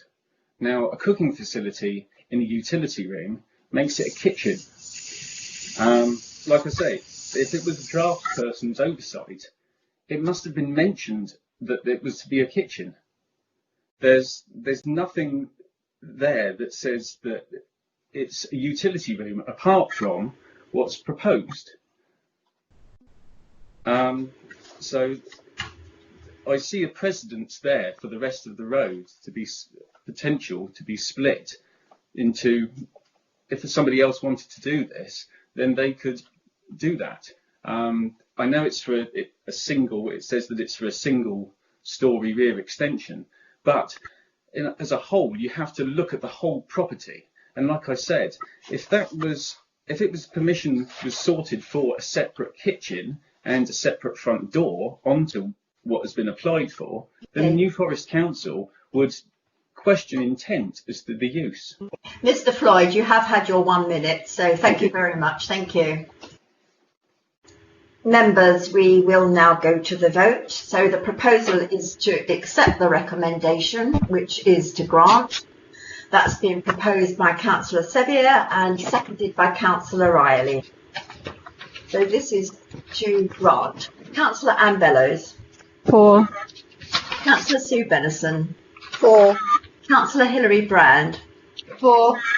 Councillor Kate Crizell. For. Councillor Arthur Davies. Not here. He left the meeting. Oh, he's gone. Yes, sorry. Councillor Barry Dunning. For. Councillor David Hawkins. For. Councillor Maureen Holding. For. Councillor Christine Hopkins. For. Councillor Kangarani. Abstained. Councillor Joe Riley. For. Councillor Tony Ring. For. Councillor Michael Thierry. For. Councillor Beverly Thorne.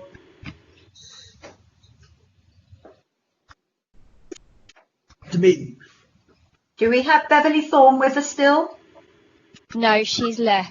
We've got Councillor Sevier though. Oh, sorry, did I miss you? Councillor Sevier. Thank you, Madam Chairman. Yes, as I proposed, I would be very happy to say for. Okay, and I also will say for. So could you confirm the vote for me, please? Hello, we've got 13 votes for and 1 abstention, so that carries the motion to accept the officer recommendation to grant permission. Thank you very much. We'll just adjourn for 2 minutes while speakers change over.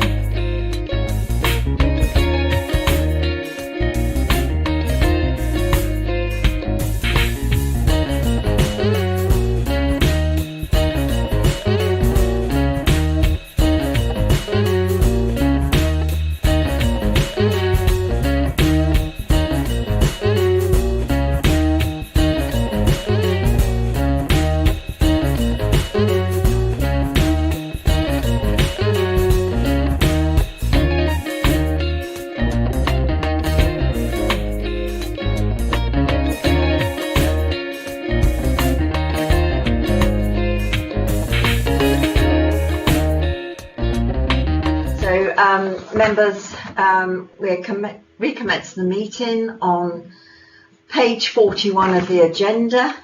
20 Vermoutiers Court Fording Bridge, application 20/11174. We have Mr. Dale Whitfield with us, but he's not going to speak. He's here to answer questions. So we'll go straight then to the presentation. Kate Cattermole, if you'd like to begin. Thank you. Thank you, Madam Chairman. Sorry, do we have any interest on this one? No. We didn't. Okay, fine. Thank you. Okay, I'm sorry to interrupt you, Kate, if you'd like to go ahead. Thank you. I'll just share my screen. Okay, this is an application for 12 Vermoutiers Court at Fording Bridge. The proposal is for a conversion of an existing double garage and construction of a rear extension to form a one-bedroom annex. The reason it's at committee is Fording Bridge Town Council have recommended refusal as they've got concerns that an independent residential dwelling is being created. However, the recommendation is to approve the development, but with a condition to say the development hereby approved shall only be used in conjunction with the existing accommodation as an extended family unit ancillary to the use of the site as a single dwelling house, and at no time shall a separate dwelling be created unless otherwise formally agreed by the local planning authority. Right, this is the red line plan. As you can see, the dwelling house is got the number of the house on it, 12, so that's where the dwelling house is. And the separate garage is to the north of the site, and it actually is attached to the neighbour's garage, so it makes a pair of double garages there. The eastern edge of the plot is bounded by a brook, and beyond that is a large area of woodland, which is identified as a landscape feature and is protected by policy. The brook also forms the boundary of the conservation area, so the application site is just outside this. And here we've got the aerial shot. You can clearly see the relationship of the site with the neighbouring property, which is set further to the north. And as I've already pointed out, the garage block is actually attached to the neighbour's garage.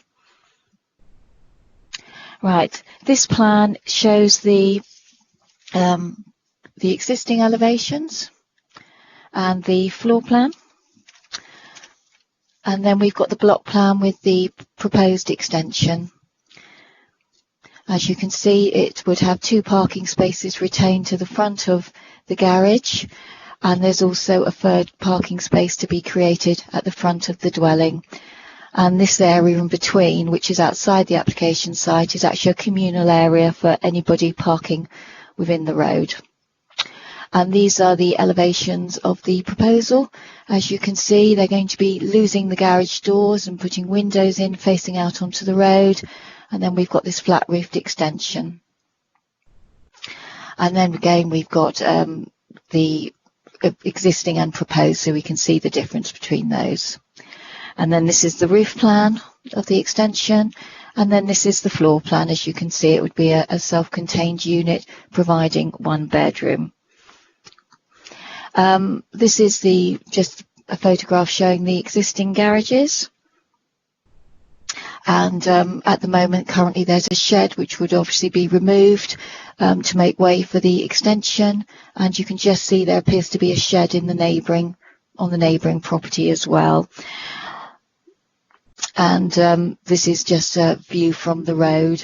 As already pointed out, the annex is intended to be used by the family, so it's their sort of their statement that was submitted with the application indicates that they're future-proofing the site, so when they're older they can move in there and then family members can move into the house to look after them.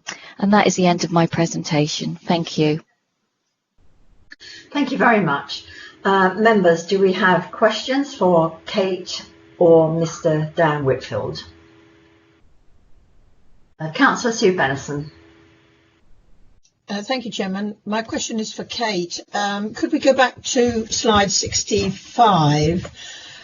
And can I ask, what is the significance of the grade area to the side of this building, and why is there a white area outside of where the extension is to be? What's the significance of the grey and the white on the plan? Sorry, I was just sharing it so you could see it. It looks like a shadow. I don't think it's not built for. Oh. So I think that's all they've just very kindly indicated the shadow, but the agent who's attending might be able to clarify that for you. Okay. Now, could we ask the? Yeah, I can't actually see the screen sharing. Can I just ask, is that on the parking strategy?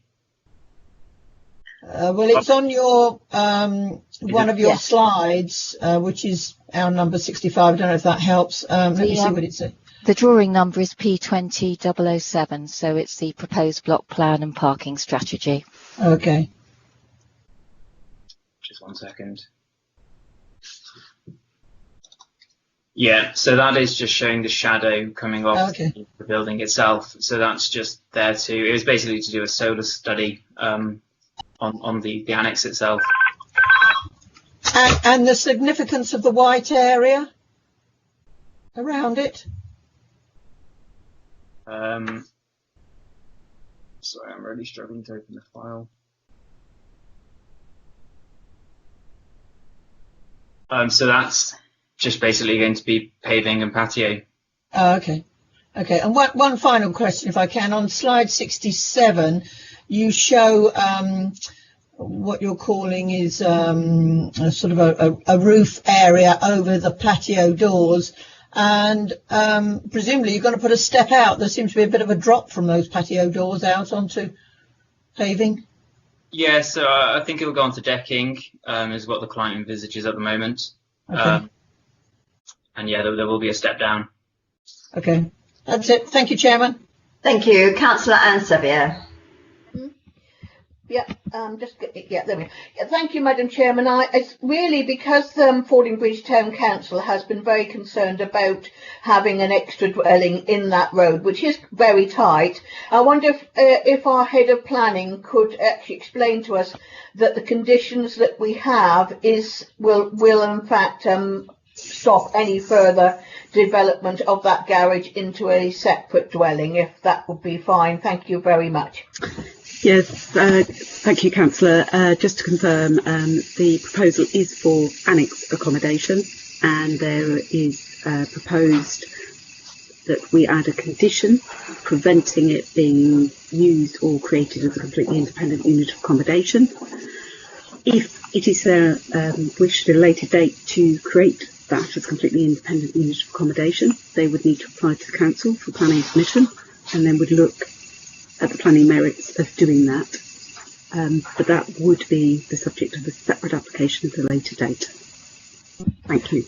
The conditions we have is substantial. It will stop anything happening without planning. We don't need to remove what you call overall planning for that particular dwelling. I forgot.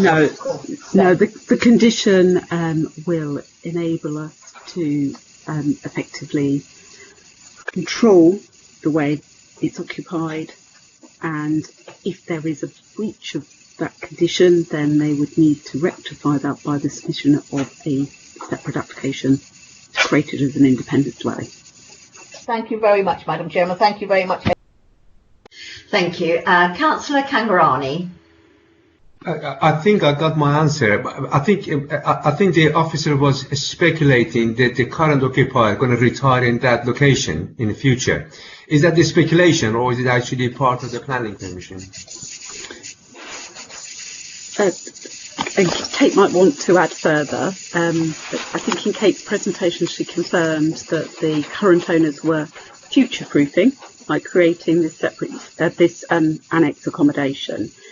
In planning terms, I can choose to convert my garden shed into a bedroom with a kitchen and have my mother living there, and providing she comes into my house and has dinner and doesn't live completely independently of my family, that doesn't require planning permission. So it's that concept of a family living in a way across different bits of accommodation within the curtilage of the dwelling, but that there is that family connection, which means it's ancillary rather than it being a completely independent unit of accommodation. It is quite a subtle area of planning, and it's something that we often get quite involved in when people believe that the way something is being lived in goes beyond that ancillary nature, and hence the reason for us putting that condition so that there's clarity on that issue. So whilst that doesn't give you a complete answer on how that accommodation is going to, who is going to live in that accommodation, and it will be ancillary accommodation with a family living within it and across the main dwelling. I think I get it. Thank you, Heather. Thank you. Cheers. Thank you very much. I've noted Councillor Beverly Thorne, you're back, but have you been here for the whole of this application? No. No, okay, fine, so you won't be voting. Oh. There are no more questions then, so we'll go to debate.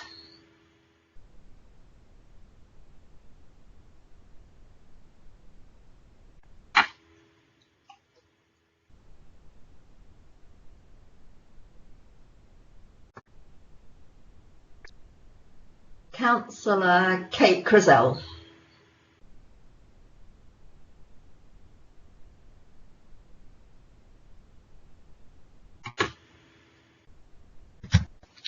Hallelujah. Sorry, it won't work.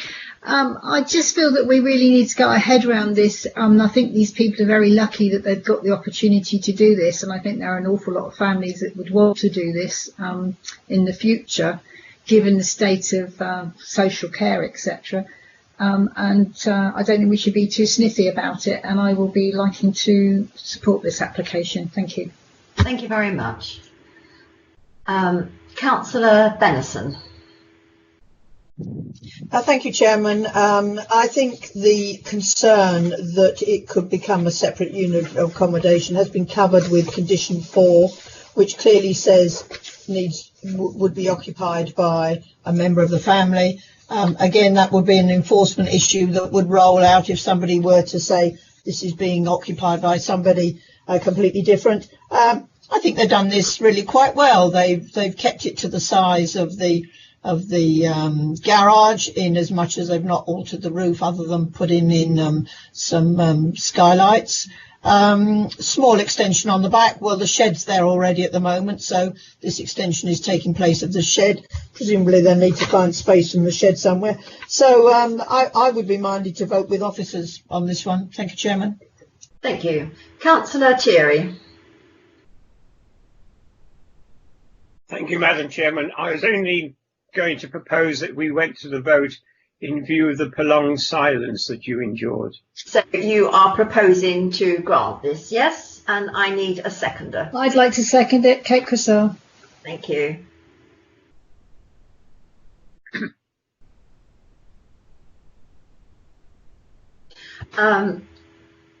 Councillor David Hawkins, do you have anything to add? No, I was going to say the same as Councillor Thierry, so I won't take up any more time. Thank you.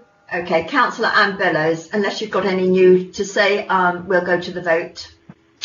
Yeah, I'm not particularly happy about it, but I can see no alternative but to grant it. So yeah, I'll have to go with the vote.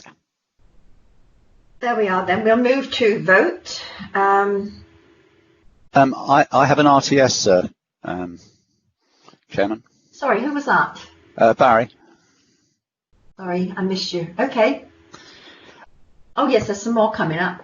Yeah, I was just going to say that I agree with Councillor Pennison. I think that the Fordingbridge Parish Council's concerns are covered by condition 4, okay. and therefore we should grant. Thank you. Councillor Holding, do you have anything new to add? Just to say it will help a family, and I think it's a good idea.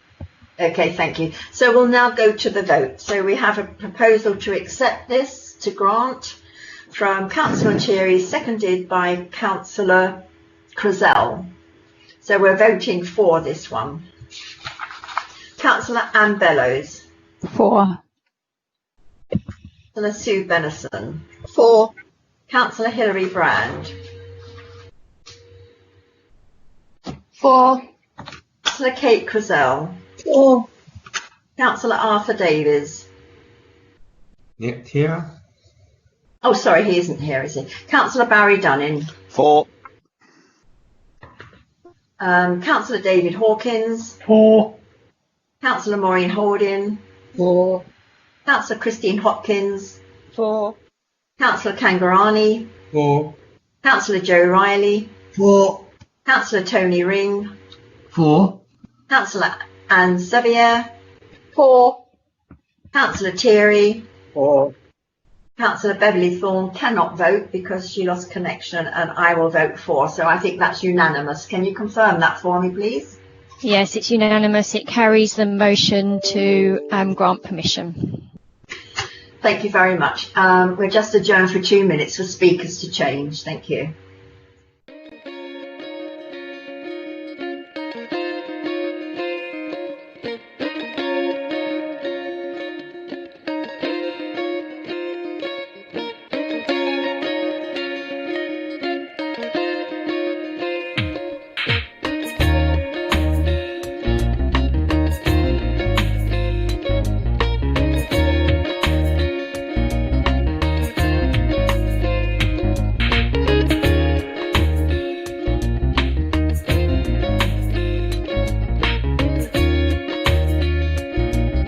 Thank you, members. We'll now go to our last application, which is 13 Orchard Way, Dibden Purlieu. Page 79 on the agenda, application 20/11005. And if we can go straight, please, to the presentation. Thank you, Chairman. This application is before committee at the request of Councillor Alex Wade. This is a slide of the Ordnance Survey of the site, which is in the built-up area of Dibden. This is the aerial photograph. This is the existing property. This plan shows the proposed site plan. This shows the proposed floor plans and elevations. Permission is being sought for a front porch, a first floor extension with alterations to the roof, pitch roofs to the front and rear dormers, and fenestration alterations, which include the addition of first floor bathroom windows on side elevations. Here we can see a comparison between the existing and proposed elevations. This photo is of the front of the site. This is the rear of the site, showing the dormers which will be altered to be pitched roofs. This shows an extension to the rear of the neighbouring property at 15 Orchard Way. This shows the property from the front and side, with number 15 on the right with the original frontage and number 11 on the left as we look at the photograph. The recommendation is to grant subject to conditions, and that's the end of the presentation. Thank you, Chairman. Thank you very much. Can I just ask members, are there any interests on this one?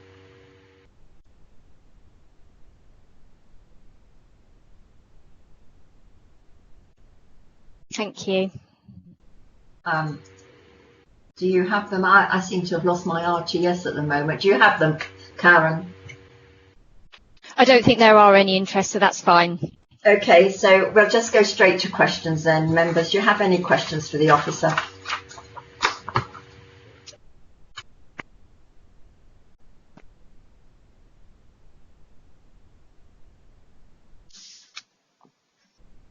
I'm not sure if I have a problem with my RTS. Can anybody tell me if there's anybody asking questions here? No questions have come up. In that case, we'll go straight into debate. Members, do you wish to debate this? Councillor Anne Sevier. Yes, please.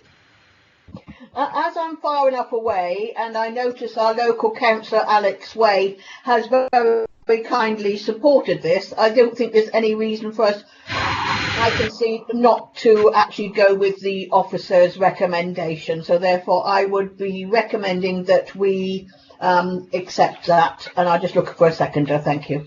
I'll second it. Do I have a seconder, please? I'll second it. Annie Bellows. Annie Bellows, thank you. Thank you very much. Does anybody else want to make comment? I think we'll go. No. Councillor Holding.